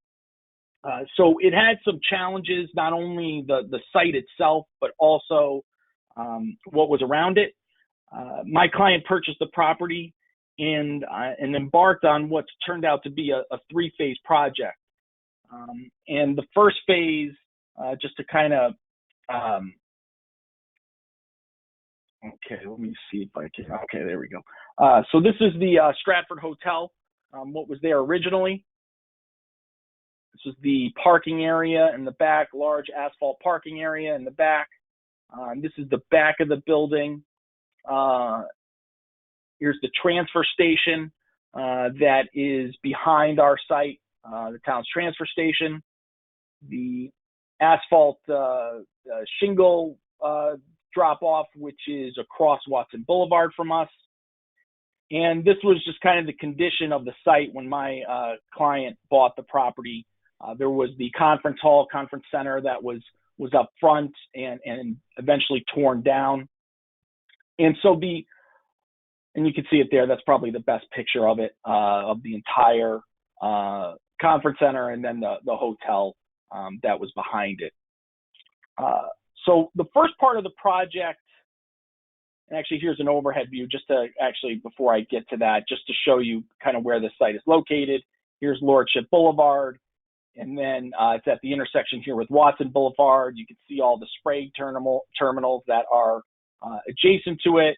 You can see the transfer facility that's behind the site, the asphalt drop-off that's also diagonally across from it on Watson Boulevard. Darling Construction's a little bit further down that road. So the client embarked on what has turned out to be a three-phase process here to rehabilitate this site. The first was to convert the hotel to a 69-unit apartment building. And that work included demolishing that conference center hall that I showed in the picture, and also rehabilitating the exterior of the existing hotel building, and basically completely gutting the interior of the building. The second phase was the construction of a self-storage facility that is now there currently. You can see here in this picture, you can see when they were starting the work on the foundation there. And in the construction of the self-storage facility really served two purposes. The first was just, to bring the use to the site, which was particularly compatible with the apartments, especially with regards to parking. There's not a lot of parking demand for a self-storage facility.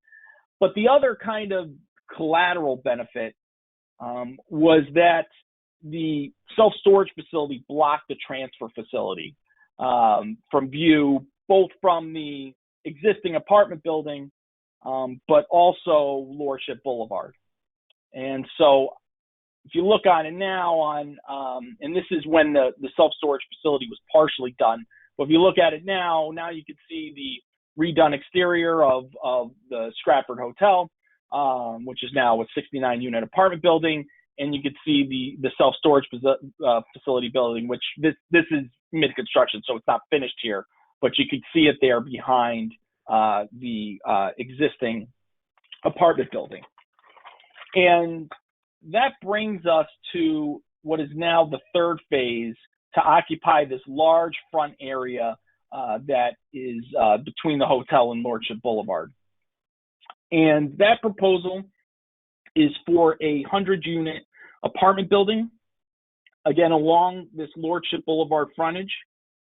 And this phase actually almost serves a similar purpose as the self-storage facility phase. The self-storage facility was able to block the transfer facility, and this building, while my client has rehabilitated the exterior of the Stratford Hotel, it is an existing building. There's a limited amount he could do design-wise for that existing building.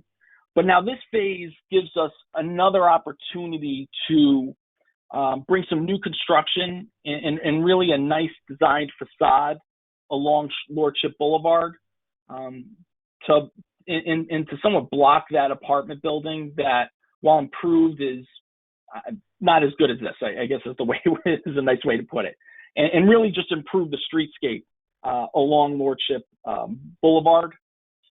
And you'll see the design of the building and how we laid it out, and I'll take you here to the site plan. We really kind of, in our design, look to achieve that goal. And you can see with the length of the building that this building will block most of that middle apartment building.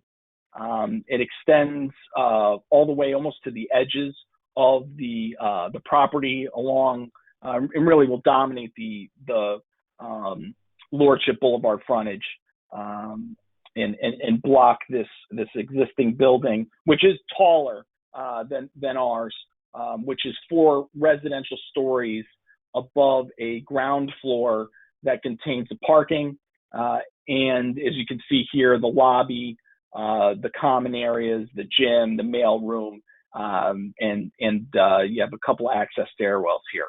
So it's 4 floors of residential on top of this. We have our architect here. If you have any questions regarding his design, but one of the things I'll note before any questions you might have for him is to kind of, we did a number of things to kind of soften the bulk of the building. The first was to have these step backs on the upper floors at the end, to kind of, graduate the height up there.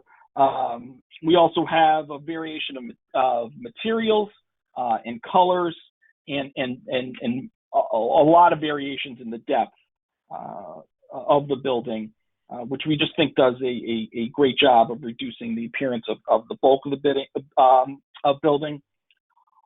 We've submitted a landscape and lighting plan, which shows a good row of street trees along Lordship Boulevard. I'll go through that in a little bit, as well as some of the lighting we're proposing. Pull up here the elevation to go through some of the materials here. If it'll load. Okay, there we go. So this is the front facade along Lordship Boulevard. The ground floor, as you can see where these parking entrances is, in between you can see these precast concrete blocks that do a good job of blocking the parked vehicles that'll be under the building, with some openings to kind of see through to the site. And then the overwhelming majority of the facade are these fiber cement panels of varying colors. We have metal railings along the unit balconies, and then also at these top patio areas, which again, you can, this view, you can really kind of see how far set back that 4th residential floor is from the remainder of the building. And then down along here, you can see the light fixtures that we propose along this ground floor.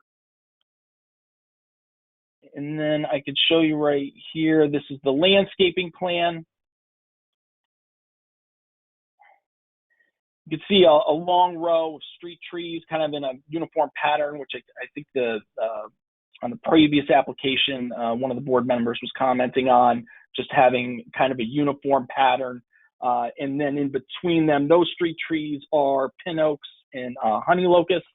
And then in between them, there's a number of low-lying plantings, knockout roses, inkberry, holly, winterberry, just a large variety here to really spruce up the frontage along Lordship Boulevard. It is one of the first properties, if you're coming down off of 95 that you see as you're coming into Stratford. And we really think this building, I think Robbie and his team at AWA Design, and I'll go back to the rendering. You know what? Actually, I have another view of the rendering. I can show you both. So there's this one from the side. We just think he really did an exceptional job in the design of this building, and think it's really going to improve the facade along this neighborhood. This is a straight view looking at the building, and really just think it's going to be a tremendous improvement to the Lordship Boulevard frontage and to our site. That's been a lot of hard work. I think I started this project in 2015. So each of these phases, it's take it step by step to improve this property. At one point, it was possibly going to be a location for a Sonic drive-through restaurant. That didn't end up working out, but I think what we are now proposing fits with the site because it already has residential there. So and that apartment building, the 69-unit apartment building, is fully leased. It's doing very well, and we feel that this use and this building are really going to be a great improvement to the property and complete its rehabilitation from when we first went to that site. It was in pretty tough shape. So excited for this opportunity to kind of come full circle with this property. And that's basically it. I'm happy to go into any other details. And then Ravi from AWA Design is here. He can answer some of the technical questions that you might have. But look forward to your feedback. Okay, Chris, thank you very much. So, commissioners, Steve Law, you're up first this time. Go ahead. Okay, Vice Chairman Steve Law. Thank you, Chris and Robbie. I want to commend you on putting together a beautiful presentation. I know a lot of effort went into it. It actually starts to achieve what we're really looking to do in the town of Stratford with our guidelines. And I understand it's what are the 30 units are affordable, so that contributes to our housing bank. Yeah, yes, it does. Great. A couple major points, and then maybe I can delve into it a little bit. One of our, our design guidelines likes to develop the streetscape and pull the buildings towards the street. In this case, it's all about the proportion of the overall length of the building. I was just wondering if there's any consideration to pulling it forward and putting the drive or parking, there's parking along the front, if that could be put towards the back.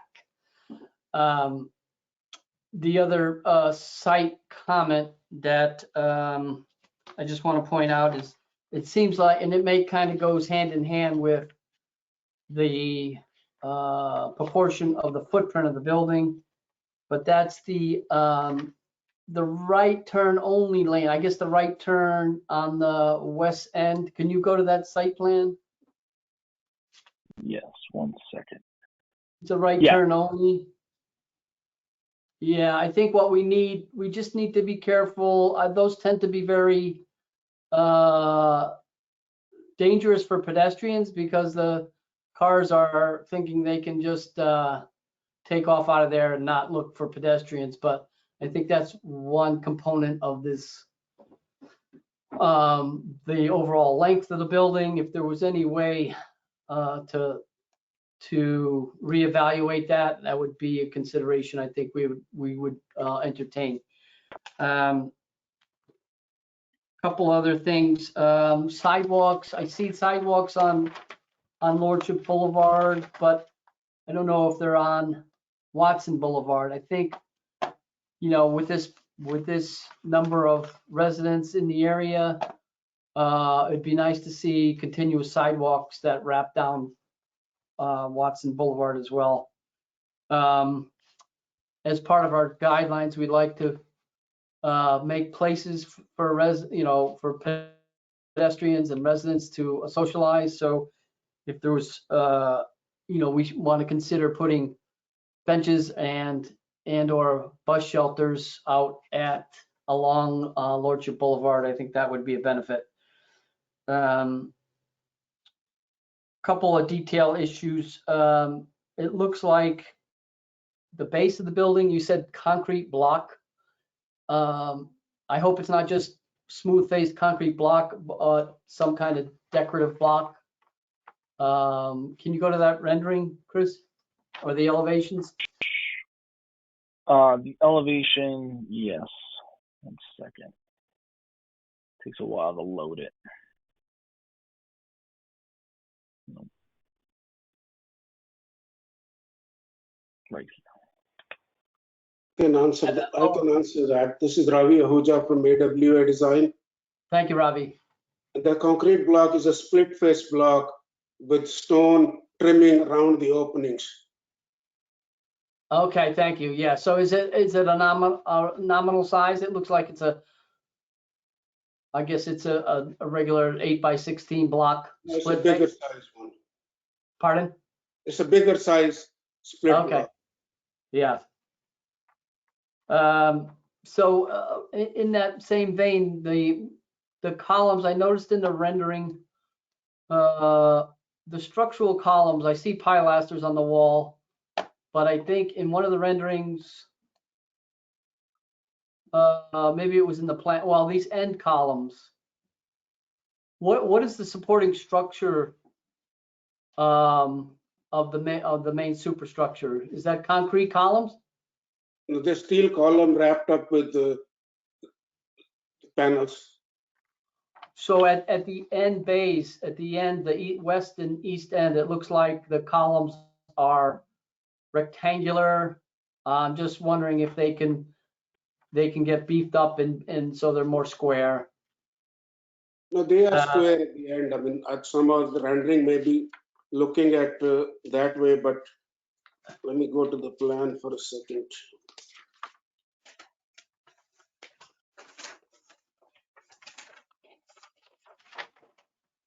Now, those are rectangular going between the parking bays. The corner one, we can make it bigger. That's so they fall within parking spaces? Yes. So we have like 18 inches space between the parking spaces. That's where they fall in. Yeah, that's yeah, okay. If there's I don't know if there's any way to adjust spacing of the parking spaces to get wider columns, that would help. So I understand the fiber cement panels and the different layers. I was talking, we maybe make combination of fiber cement panel and EFS panels. Okay, so the blue and the brown are fiber cement? Yes, and white may be the EFS panels. Okay, so I think we should just pay some close attention to those fiber cement panels. It looks like I see some geometric pattern there. I guess it aligns with windows, heads and sills of windows. I think that works fine. I'm just in the other areas I don't see that. So this will be repeated throughout the building, basically. Okay, yeah, and that front elevation, it's hard to depict. Yeah. Yeah, what is shown in this corner there will be repeated throughout the building. Those panels. Okay. Score lines. I think you've done a nice job with the composition and the overall facade treatments. Now, when I see it on the computer screen, it looks a little different than on my hard copies that I got. And it's actually proportionally, it's seems almost longer than it needs to be. So getting back to my initial comment about pulling the building to the street line, I'm wondering if there's a way to decrease the overall footprint length and add a story to make up for the apartment counts. That's a possibility.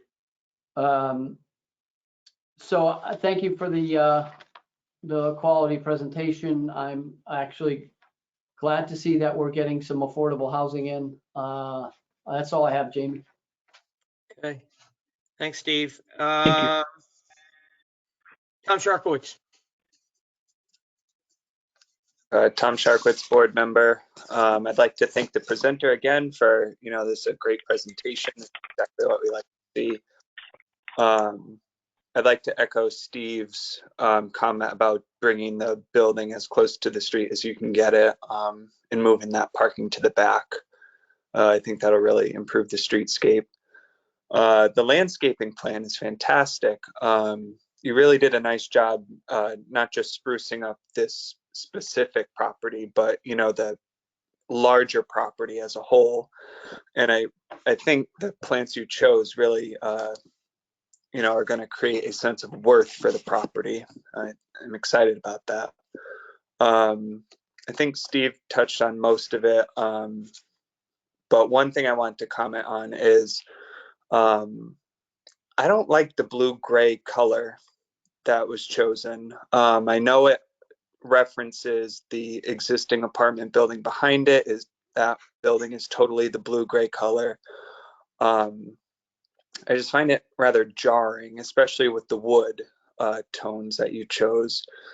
And I prefer the warmer wood tones, but if you were to keep the blue, maybe I would tone the wood down to some kind of gray. But that is my biggest critique. Thanks, Jamie. Okay, Shannon Hovan. Shannon Hovan, member. Are there major utilities on site? I thought I saw a transformer on the site plan. Is there screening in place for that? I believe it's on the adjacent to the existing building, or no? Yes, it's in that landscape. One in the landscape court as well? I'll go back up to the site plan. Thank you. Looks like there's one right in the landscaped court. Yeah, if there's another one for this building, will be in that area also. Yeah, I'm seeing it on the soil erosion control and phasing plan. Do you guys have that with you or no? Oh, there it is. Okay. Yeah, it's right here. I imagine that will be screened. Yes. Yes. Okay. I love to echo Tom's comments. The landscaping plan, the lighting plan are fantastic. Those are two pieces of the presentation that we request that are oftentimes not presented at all. And overall, I think the presentation is really fantastic. I love the roof terraces for the residents. I think that's really great. I didn't see any other placemaking shown on the site plan unless my eyes are deceiving me, and just in terms of benches or bike racks, anything. Bike racks are there at the entrance. They are? In the back. Okay. And then there's some benches and stuff will be in this landscape court. Okay. Yeah, there's some in that landscape court area. Yeah. Okay. That's the main gathering space for the site for the residents. And the upper floors on the rooftop. Yep. Wonderful. Thank you, gentlemen. Great presentation. Thank you. Thanks, Shannon. John Zibel, comments? Yeah, John Zabel, member again. Thank you for a very thorough submittal. Didn't leave much room for questioning stuff that wasn't included. Couple comments. Walk areas or walkways. I know you've heard it mentioned several times tonight. These are residential structures with a lot of parking, a lot of foot traffic through the parking areas and around the building. I did not see any concrete walkways either near or away from the building. Even looking at this and what you gentlemen just referenced, the landscape court is to be shared potentially aside from the rooftop units, and I don't see any means of safe pedestrian access around the property. So I was wondering if you could comment on that. Bobby, do you know if we have anything? Do we have anything for that? I thought we did. No, we have only one pedestrian walkway coming from Lordship Boulevard to the entrance of the building. Yeah, I guess what I'm pointing at is pedestrian access around the building. Basically, people are just walking in traveled ways for vehicles. So was there any consideration for a sidewalk around the building or other structure to break up walk areas from parking and drives? There are walk areas around the common area and the lobby, Goes from the front Right. parking lot, goes around the common area and the lobby at the back. Okay, yeah, I think that's Draw. listed See right right. there. Do you see right here? Yep, I Right. do. I do. It wasn't called out specific. Sometimes it is on a site plan called out specifically, but certainly I can see that now. Again, anything else you could do to bolster that outside, because I believe that is underneath the building.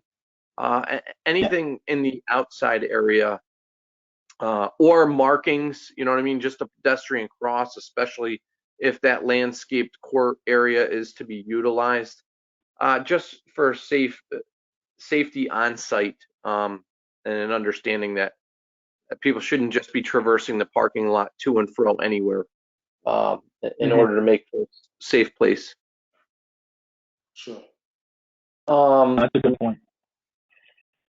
Again, I believe all the units would be rooftop and there would be appropriate screening. I know that's one thing. I was just looking on Google Earth while you guys were doing your presentation. That's one thing that detracts from the existing residential building there, is the amount of materials on top of that current structure. Kind of create a little bit of an eyesore. Is the color palette the same as that building? I saw many references to gray and the color palette for the elevations, but is the thought to match that blue? No, it's a little different than that blue. It's more on the gray. Okay, so it's not exactly the same then. Yeah, I tend to agree with Tom that. Units. All the AC units are P-TEC units. Okay. I think the last thing I had was that wasn't mentioned by others is I definitely appreciate the lighting plan.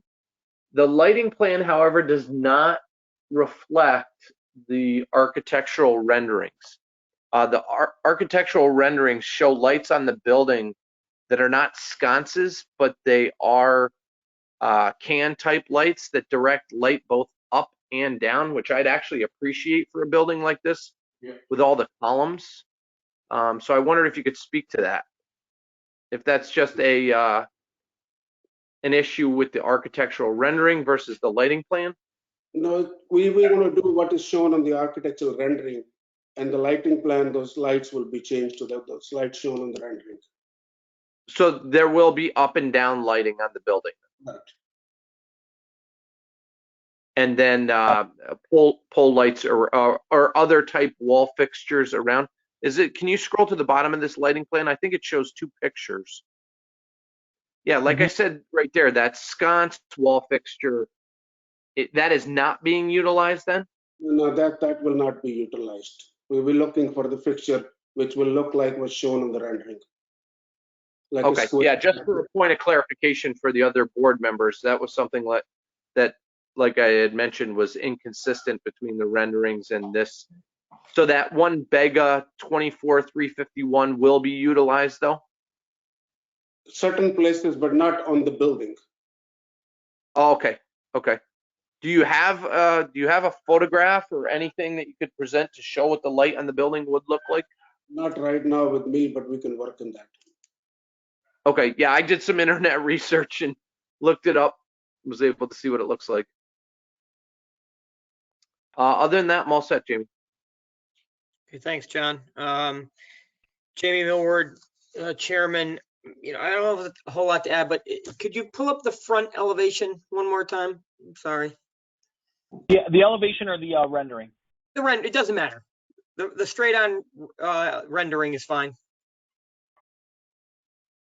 So all I'm saying, I like the composition. I can agree pulling the building forward if possible. I understand it might create some parking issues and things like that, but my comment is the building is really articulated in a nice way to kind of give some identity to individual units. But yet, it's when I kind of squint my eyes at this thing, I feel like maybe you want to accentuate the entrance point more. Because when I just kind of look at this, I know it's the middle, and that might be clear. Maybe I know there's going to be sidewalks and things, but I feel like that the architecture of the building might want to clarify, that main entrance point in some way. And that's subjective though, but that's the only comment I have. Other than that, I think I concur with what everyone else has said and don't have anything more to add. All right, so is there any more commentary from the applicants? No, thank you all for the feedback. We will definitely take a look at it and appreciate you taking the time to look through all this and give us some great feedback. Appreciate it. And then any other further commentary from the commissioners? Anyone? No? Okay. All right, that being said, I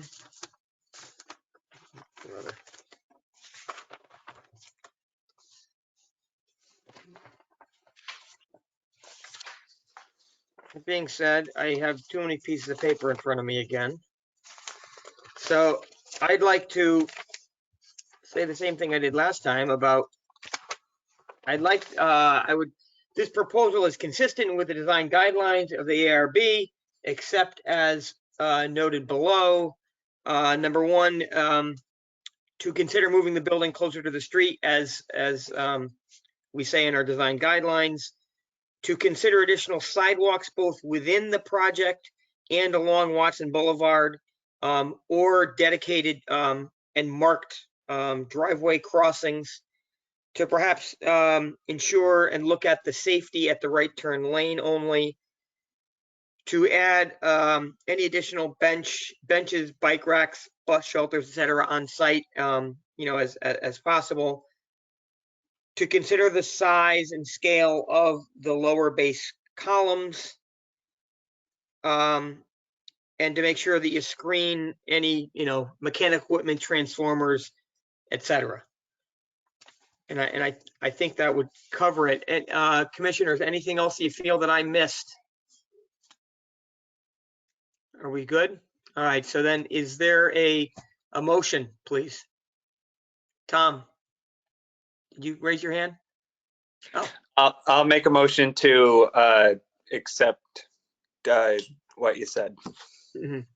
Is there a second? Steve Law, Vice Chair, I'll second that. All in favor, aye, raise your right hand. Aye. Aye. All opposed? All right, thank you. That passes unanimously. Thank you, everyone. Have a good rest of the night. Okay, bear with me 1 second, please.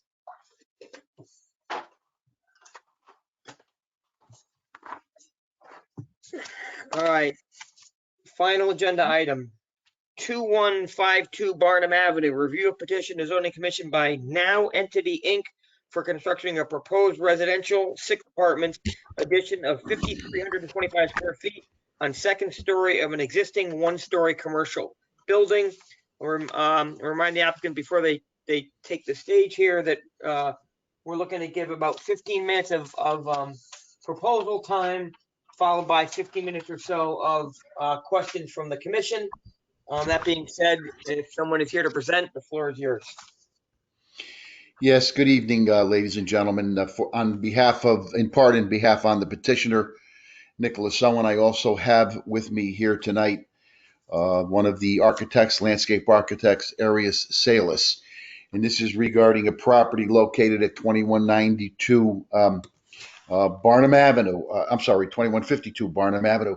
Some of you may remember back in the day, this was the old Ray's Bar and Grill, which was, here, there, forever. Not only was Ray's Bar and Grill located on the property, there were additional tenants on either end of the bar and grill and restaurant, and those tenants a number of years ago vacated, and the entire building, that is the first floor of the building, is entirely a restaurant and a bar and grill currently.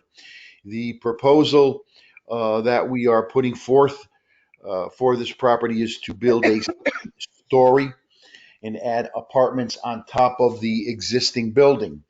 And I will have Arius present the petition for you this evening. And if you have any questions of either of us, we'll be happy to answer them. You should be aware that this is a property that is pretty much 100% impervious material. We have attempted to put some landscaping in our plan. There are no real amenities that go along with these apartments. You will note that they are small apartments. They're one bedroom. They range in size from 600 square feet to a couple of two bedrooms that are 900 square feet. There are 6 in total. Behind the building, if you've been out to the property, you will see an additional building back there. And a number of years ago, I went into the Board of Zoning Appeals and got that storage building converted to a one bedroom apartment. So we've pretty much utilized the entire property. There are sidewalks that surround this property. On Otis Street, there are single family and two family houses. Directly across the street from this property are single and two family houses. And on a diagonal, there are car dealerships and other businesses associated with the commercial atmosphere of Barnum Avenue. We feel adding some residential to this piece will bring more residential and some pedestrian traffic there at night, and some individuals to occupy the proposed unit. So at this point, I will turn it over to Arias. Arias, are you there? Yes, yeah, thank you, Nick. Aris Stalis, I'm a landscape architect with Aris Land Studio. Our office is located across the border from Stratford here in Bridgeport. Right now before you is the context plan or aerial that really shows kind of, as Nick described, what's around this one property. And as you know, Barnum Avenue is quite a mix of uses. And really part of really the goal of this project is to architecturally and functionally try to bring it more in line with everything else that's happening along the street.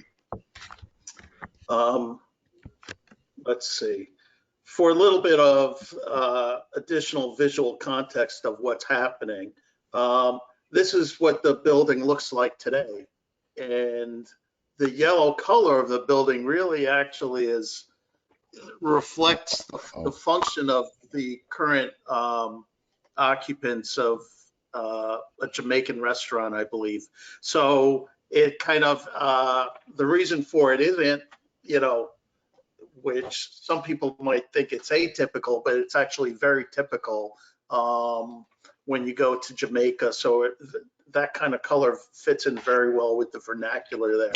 And then other images of the houses that are across the street with porches, the kind of typical residential style for homes. And, car lots, they are what they are. We're not going to change that. And then the back lot, as Nick explained. And yeah, this site really is almost 100% impervious coverage, and maybe you'll find more impervious in if you go to Manhattan.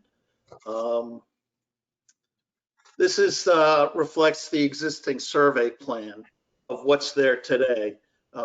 So we see the building footprint with the only real green space here is this lawn area on the right side of that one-story unit with a very small buffer to the property to the north. Everything else provides 12 parking spaces. And then along Barnum Avenue, you see the street trees and the lighting that is a result of the streetscape work that was done not too long ago. This is the site plan that reflects kind of what was done by the civil engineer and starts to reflect the new building addition that's going on top of the structure. And when I go through the architecturals, you'll better understand what's happening there. But what's happening is the parking remains essentially where it is. The trash actually is not where it's shown on the site plan, but will be located here on the right, and we'll see that on the landscape plan with a walkway here from a stairway that leads up to some of the units. Now, I will start to go through the architectural parts of the building. And this is starting to kind of reflect what we're trying to accomplish here. One of the unique features here is that the building that's there today will remain occupied as we add this second story addition. Essentially, we'll be placing steel piles into the ground to hold up the new structure. So essentially, in reality, it will be a second building on top of an existing building. So structurally, they'll be separate. And this kind of starts to reflect what will be happening there. What we're seeing now is the floor plan for the new units. It's a total of, 6 new units. As Nick said, the smaller units, 1 bedrooms, are about from 679 square feet up to 2 bedroom units. And the largest one is 1,168 square feet. As I've been talking with the architect, David Barber, this area here, where I'm kind of showing how you get to units 3 and 4, we'll probably be adding some type of clear doorway there instead of, so that it's secure, but also keeps light coming into the structure. And this outer grid pattern here at the, call it the north side of the structure, is an outdoor balcony. So if you think about New Orleans, that's kind of what we're seeing there at the back. And there will be an elevator to provide access to the upper floor. So it does remain accessible.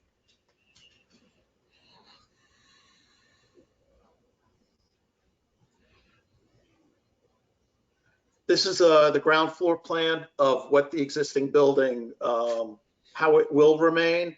And we see how some of these support columns are going to be placed to maintain that. Now, there is some detailing to be worked out, such as where we see a support column in a doorway.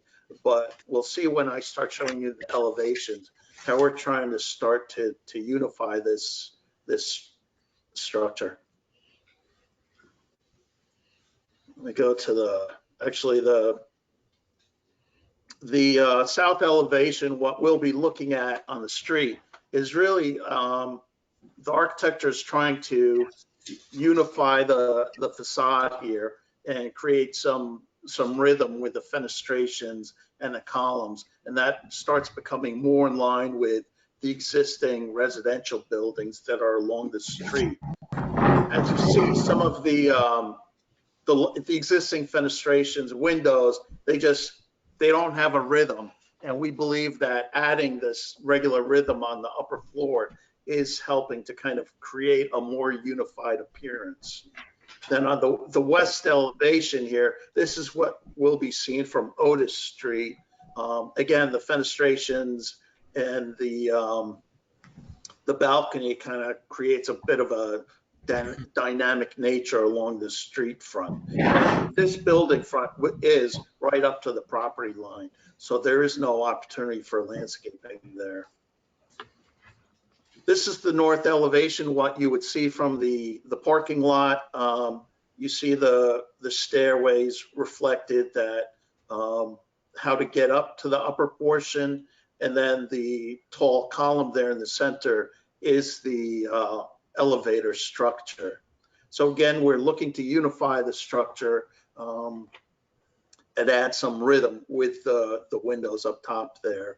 The east elevation will not have any windows, so that will essentially remain a blank slate. The materials proposed for the new building is Drive-It, which is a very common material, and then asphalt shingles.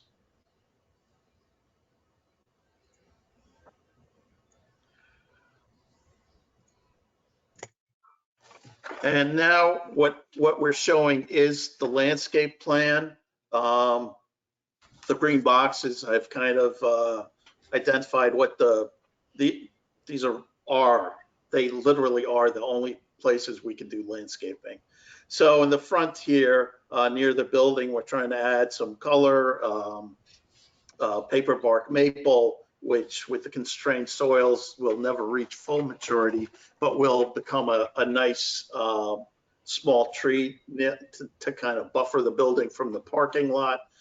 And, you know, I had looked at this every time we look at designs where a landscape architect never stops designing. And where you see the number 7 for this parking spot, and we had proposed some spirea there, I would probably add a small tree in that location just to start adding to the streetscape and try to add some canopy as you walk down the street. On the east side of the building, this is actually the upper right corner is where we're proposing to have the residents store their refuse and the shop owners. So it's tight, and then using the smaller wheeled trash units that they put out on trash day, along with any HVAC equipment can be located here. And we've used a variety of plant material to help buffer that. And then lighting, what we're doing for lighting is using a very low profile LED fixture. So it's full cutoff. And instead of using something decorative, we went with a very simple, really simple unit, almost with the goal of having that just disappear when it's mounted on the building. They're extremely efficient. And I think sometimes it's, let's just focus on the architecture and not try to add too many pieces.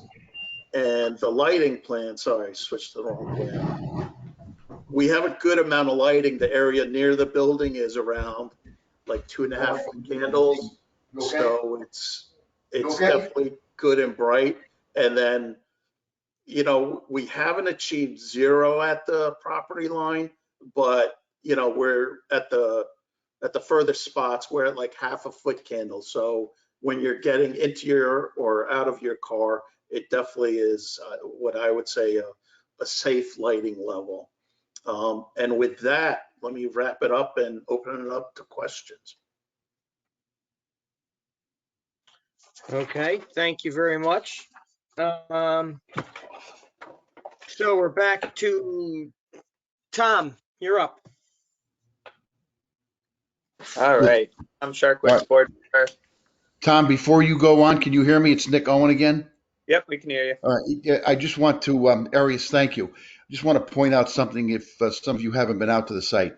There is absolutely no landscaping currently on that site. So we've added as much as we possibly could. It's a fairly small site, so wherever we could put it, we did. Go ahead, Tom. I'm sorry. All right, thank you. Well, I'd like to start off with, I actually like the building and the proposed addition you're putting on. I think the rhythm and the scale and the proportions are nice. The roof line's nice. The fenestration's nice. I think my favorite part is actually the porches in the back that go up to the units. I think it's actually really, you know, delightful. It plays off, you know, residential porches. It's exciting. I think that's the most successful part of the project. However, I think the least successful part of the project is the material. We're in a residential area, and I know it's, you know, transitional in terms of residential versus commercial, but I just don't see this stucco or this ephes material really reading well. Even in the elevations, it reads as incomplete. I think, you know, some sort of siding, fiber cement siding would be more appropriate to the surrounding area. I like the landscaping that you provided. We understand it's a very small site. It's already quite built up, but what you are proposing definitely improves the lot. And the trash area, I'm a little concerned about just usage. It seems a bit small to me, but I definitely appreciate that you're sort of screening it with architecture. It's hidden behind buildings rather than, hidden behind a fence. And I think that's, it worked out. It's pretty successful. But those are my comments, Jamie. I'll go to the next Thank you, person. Tom. Okay. Shannon Hovan. Shannon Hovan, member. I will echo Tom's comments in saying that I do quite like the proportion and scale of what you are proposing as a residential addition. It works very nicely for the street that it's on and contextually with the adjacent residential houses. And I would also piggyback on Tom's comment in saying that while all of that is really, really great, the material should really be looked at as well. I commend you for fitting as much landscaping on this lot as you possibly could. Any little bit counts, I think, just to soften it. Again, these lots that are, in a more commercial or urban area are really, really hard to soften. So any intent to do that is nice. And I was looking at the existing site plan and kind of wondering how you were going to handle the rear lot line against the house that's there with the chain link fence. And I think the line of bushes or landscaping that you show there is really nice to soften that area. And I agree as well. I think the porches in the back are really lovely. It has a very nice feel. The back of the building is quite inviting, which is quite an achievement considering, the existing building that's there and the existing lot. So What it is and where it is. yeah, exactly. It is quite inviting to look at it. It really is. A nice place to live. Yeah, thank you, gentlemen. That's all I have. Shannon, we will, and Tom also, we will obviously accept any recommendation for material on that second floor that you would think is appropriate. If you recommend a couple of them, we'll take a look at it. And we're not steadfast on, no, we won't do it. Yes, we will do it, whatever the recommendation is. Okay, thank you. John Sabell. Yep, John Sabell, member. Again, thank you, gentlemen, for the presentation and the renderings. Very helpful in making an assessment. Again, I did not get a chance to visit, but I always do a handheld Google drive-by of these sites to at least get some additional context, thanks to technology. I will echo the other commissioners. I won't dwell on the stucco and its use. I could kind of see, you mentioned the Caribbean flair and the flavor and the current color of the building, so I could see where you're going. But again, in the context of the neighborhood and the reasoning behind our guidelines is we'd like to see, and I don't think either of the commissioners mentioned this, but we like to see something that's going to last. That's going to last even in the event it's not taken care of. You know what I mean? And stucco and that. Right. It can chip. It doesn't weather very well, especially in our climates up there. So just keeping all that in mind. Relative to the lighting, I appreciate the detail for the off-building lighting. One thing I did know is in the lighting plan, there is quite a bit of spillage onto Otis Street. So whatever we could do to limit that. Again, I'm not a lighting expert at all, but I looked at the foot candles that are out in the street and they seem a little excessive over up near the back corner of the building. Yeah, right in there where that landscaping is. Mm-hmm. The other thing I wondered if you could comment on is I like the idea of underlighting underneath the porches, both in the front and the porch and the overhang that'll be created out front. What type of lighting were you looking for there? There wasn't really much information. There was a note 11 on the plan that mentioned something. Yeah, I mean, we haven't really gotten into the detail of how to accomplish that, but essentially so that, you've illuminated that space below that canopy. So beyond that, I haven't been able to really kind of, fine tune that. Sure. Sorry, for the record, Aristolis speaking. And in terms of Otis Street, when I looked at it, I thought, one, it is close to the intersection of Barnum Avenue. So I didn't think it was I thought it was okay to be illuminating the street quite well, simply because an illuminated roadway can be much safer. So that's how we looked at it. Yeah, I think just one comment about indicating that you hadn't given much thought to the underlighting. I think we just, again, with an overhang and something like that, to add the accent, especially to the existing building, would be important. You know what I mean? That the full frontage of that building is then illuminated underneath. I think it'll really be visually aesthetic, especially at night. Agreed. Okay. Yep. Yeah, that's all I have, Jamie. Okay, Thank you. Steve Law. Yeah, Steve Law, Vice Chairman. Thank you, Nick and Eris, for putting this together. I think it's a kind of a brave attempt at creating a nice architectural statement. Although the presentation was seemed a little scattered, I think I get a better understanding after having you guys present it. I was a little unsure of the geometry of the roof lines because it appears like you're trying to deal with a rectilinear building over a trapezoid. So it was a little tough in getting into it, but I think I got it now. That gable that we see in that north elevation, that's actually the west face that we're seeing, correct? Yeah, I think it. Yes. Yeah, I think, It's yes. These elevations, again, for the record, Aristolis, these elevations are kind of funny because you are looking at a trapezoid, and it was David Barber, who's the architect, had a bit of a, yeah, it's a little funky when you're really looking at it,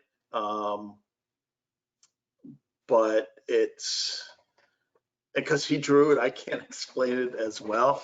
Well, yeah, now that we've gone through it, it's clearer in my mind now than it was when I was first going through the hard copies. So I appreciate that. Like I said, I think it's a brave attempt at making a statement in kind of a constructability challenge, I guess. Regarding the materials, as Tom said, it's hard to understand the stucco, the proposed stucco when it's all white like that. I'm wondering if you couldn't introduce maybe a stone or brick base. Could be thin brick, could be a smooth thin brick on the base course, and then either fiber cement or some type of shingle up above. But I think that's worth considering. Okay. A couple other things. I guess if you go to the site plan, Eris, there seems to be a little. I'm concerned about the parking. It looks like there's a handicap parking space there, but can you just explain? Is that in the accessible van space next to it? That's not conflicting with the building at all. No. What? No, actually, so the building has almost a bit of a cutout. So the parking space pulls in, and then you have the striped area that's next to it.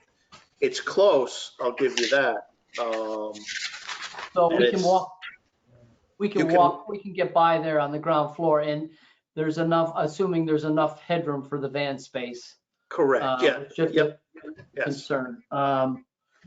Regarding the Absolutely. lighting, I see that one light on the back of the elevator shaft. But I don't understand. It appears to be like way up high in the air at 20, is that 24 feet? That's at 24 feet, yes. And so the light, does it need to be that high? It seems like that there'd be a lot of excess spillage or glare that may be not needed.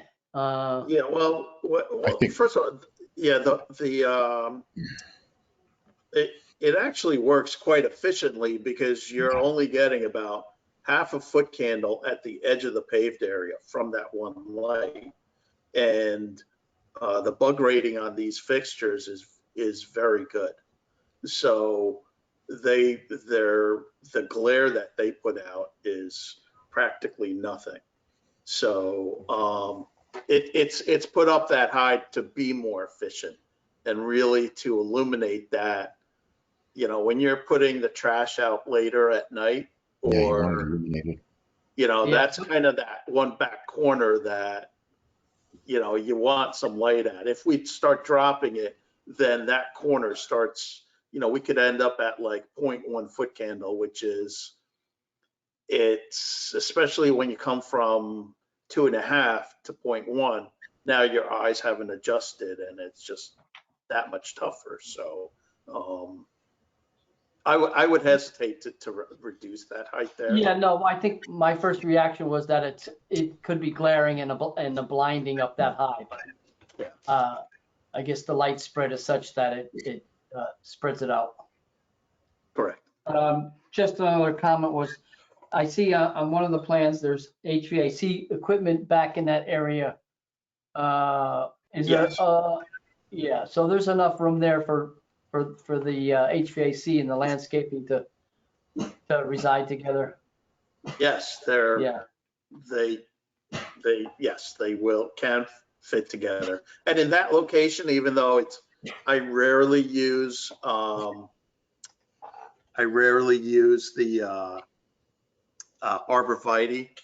I mean, it's just a plant that in general, you'll never see it on my plans 90% of the time, but in some cases it does actually work well. And here it works. Yeah, it works here. Yeah, I agree. It's a very good application for those there. That's about all I have, Jamie. I think it's a presentation. Like I said, it was a little difficult in reading it at first, but after going through the presentation, it seems to be well done. Thank you. Okay, Jamie Millward, Chairman. I don't have a whole lot more to say, really. I think it is a very intriguing design and a way to work this out. And so I understand, I'm not exactly sure what the variances are that you need, but you know, I guess we'll see how that all goes. I mean, the other questions I have are more because I wasn't quite understanding and not really material to an architectural review. So we'll just, I don't think I need to add. So I think I'm pretty much set with what everyone else had to say. So that being said, is there any further commentary from the applicants?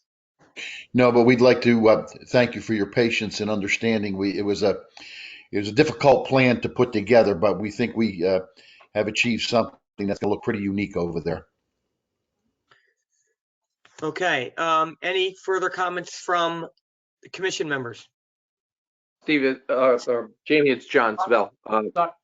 Just to really quick to just jump back to that lighting quick. Now that we've had this plan on the screen for some time and discussed about the elevator lighting, is there a reason we're not just putting a individual light, again, a 24-foot high light in front of a current residential structure?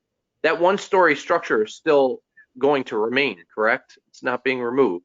Correct. That's correct. It's going to remain. So that's going to be a lot of light in front of that structure specifically just to cast light in the back rear corner. Is there a reason a light couldn't be affixed to the back of that existing structure to light up the trash enclosure, to better light the bottom of that staircase there? and that back alleyway. Because again, correct me if I'm wrong, once you come down those stairs, Yeah. you have to come around that corner to the left, and there's 0 foot candles as you come around that back alleyway. Yeah, no, that's a good observation. Yeah. I think what we can do is go back and look at kind of refining it and seeing if we can kind of fine tune maybe with fixtures on that 1-story structure. I always get concerned when you put lights too low, they're easy to kind of play with. But that's definitely something I'm sure that we can talk with the owner and see if we can tweak that a bit more. Yeah, I understand the concern, especially there's not a lot of space in and around that building through that alleyway. But is that the only means of egress up those stairs then, is through that alleyway? You can't.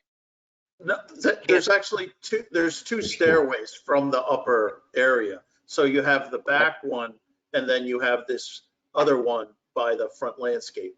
So there's always 2 stairways to that balcony. Sure. I think just that rear one, to me, needs to be a little bit better lit. To speak to Steve's concern, I think that at that point, you could certainly lower that light on the elevator, which may also reduce the washing of that front residential building. Sure. Just a thought. Okay, thanks. Yep, thank you. Steve Law? Yeah, just out of curiosity, Eris and Nick, as I said, it's kind of a brave construction challenge. What is if you can go back to the slide with the pre-engineered building, is that what you're talking about, is a pre-engineered rigid frame? No. It's essentially, the idea would be to install the posts around the existing structure, and then a floor will be placed on that. So you essentially have you see Building on top of a building. Yeah, you see basically these precast floor structures put in. So that will basically sit on these piers, and then from there, then you could build the wood frame or whatever material they use to build it. So essentially, it's almost like a floating foundation. Okay. If So, that makes sense. Yeah, Dave will figure it out. So on the ground floor plan, the columns in the front, it says 1 by 5 supporting column. What are those columns made of? He hasn't figured that out yet. Okay. Yeah, that's not sure. We tossed around a couple of things, but we're not sure yet. Okay, yeah. All right, that's all I have. Thank you. Any other comments from commissioners? Okay, then I will read. Thank you very much, guys. Thank you. So I'll read this in, see what everyone thinks. This proposal is consistent with the design guidelines of the ARB, except as noted below. And actually, let me also say that this was, contingent upon granting of any variance necessary for this project. And so it's consistent except for reevaluation of the siding of the upper story addition. It is to consider specifying a nice accent lighting for the underside of the canopies, both in the front and rear, and to consider adding additional lighting around that existing building and perhaps modifying the light that's on the elevator shaft. And if I'm not mistaken, that's really kind of all we had here. Any other things to be added from any commission members? No, we're good? Okay, that being said, is there a motion?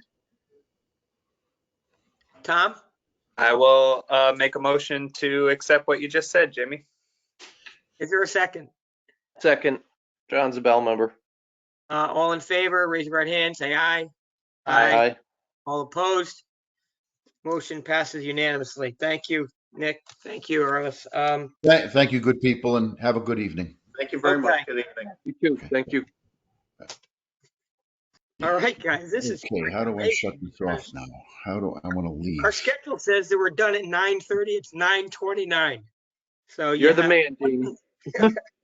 So I think we don't need, I think general commentary, I think, Steve and I were talking a little, I think we're not going to get into it tonight. And perhaps there's some things that we can think about putting on the agenda specifically for next time, but I think we've, nice job, everybody. Thanks for helping us stay on course and stay the track and keep this as concise as it can be, considering all the things we reviewed. And, we can just kind of continue this method, hopefully going forward. So that being said, is there a motion to adjourn? Tom, you've motioned everything. Motion to adjourn, Jamie. Second? Steve Second, Law, all John. in favor? Oh. Aye. All opposed? Hey. All right, thanks, everybody. Have a great night. Good night, Have a good everybody. night.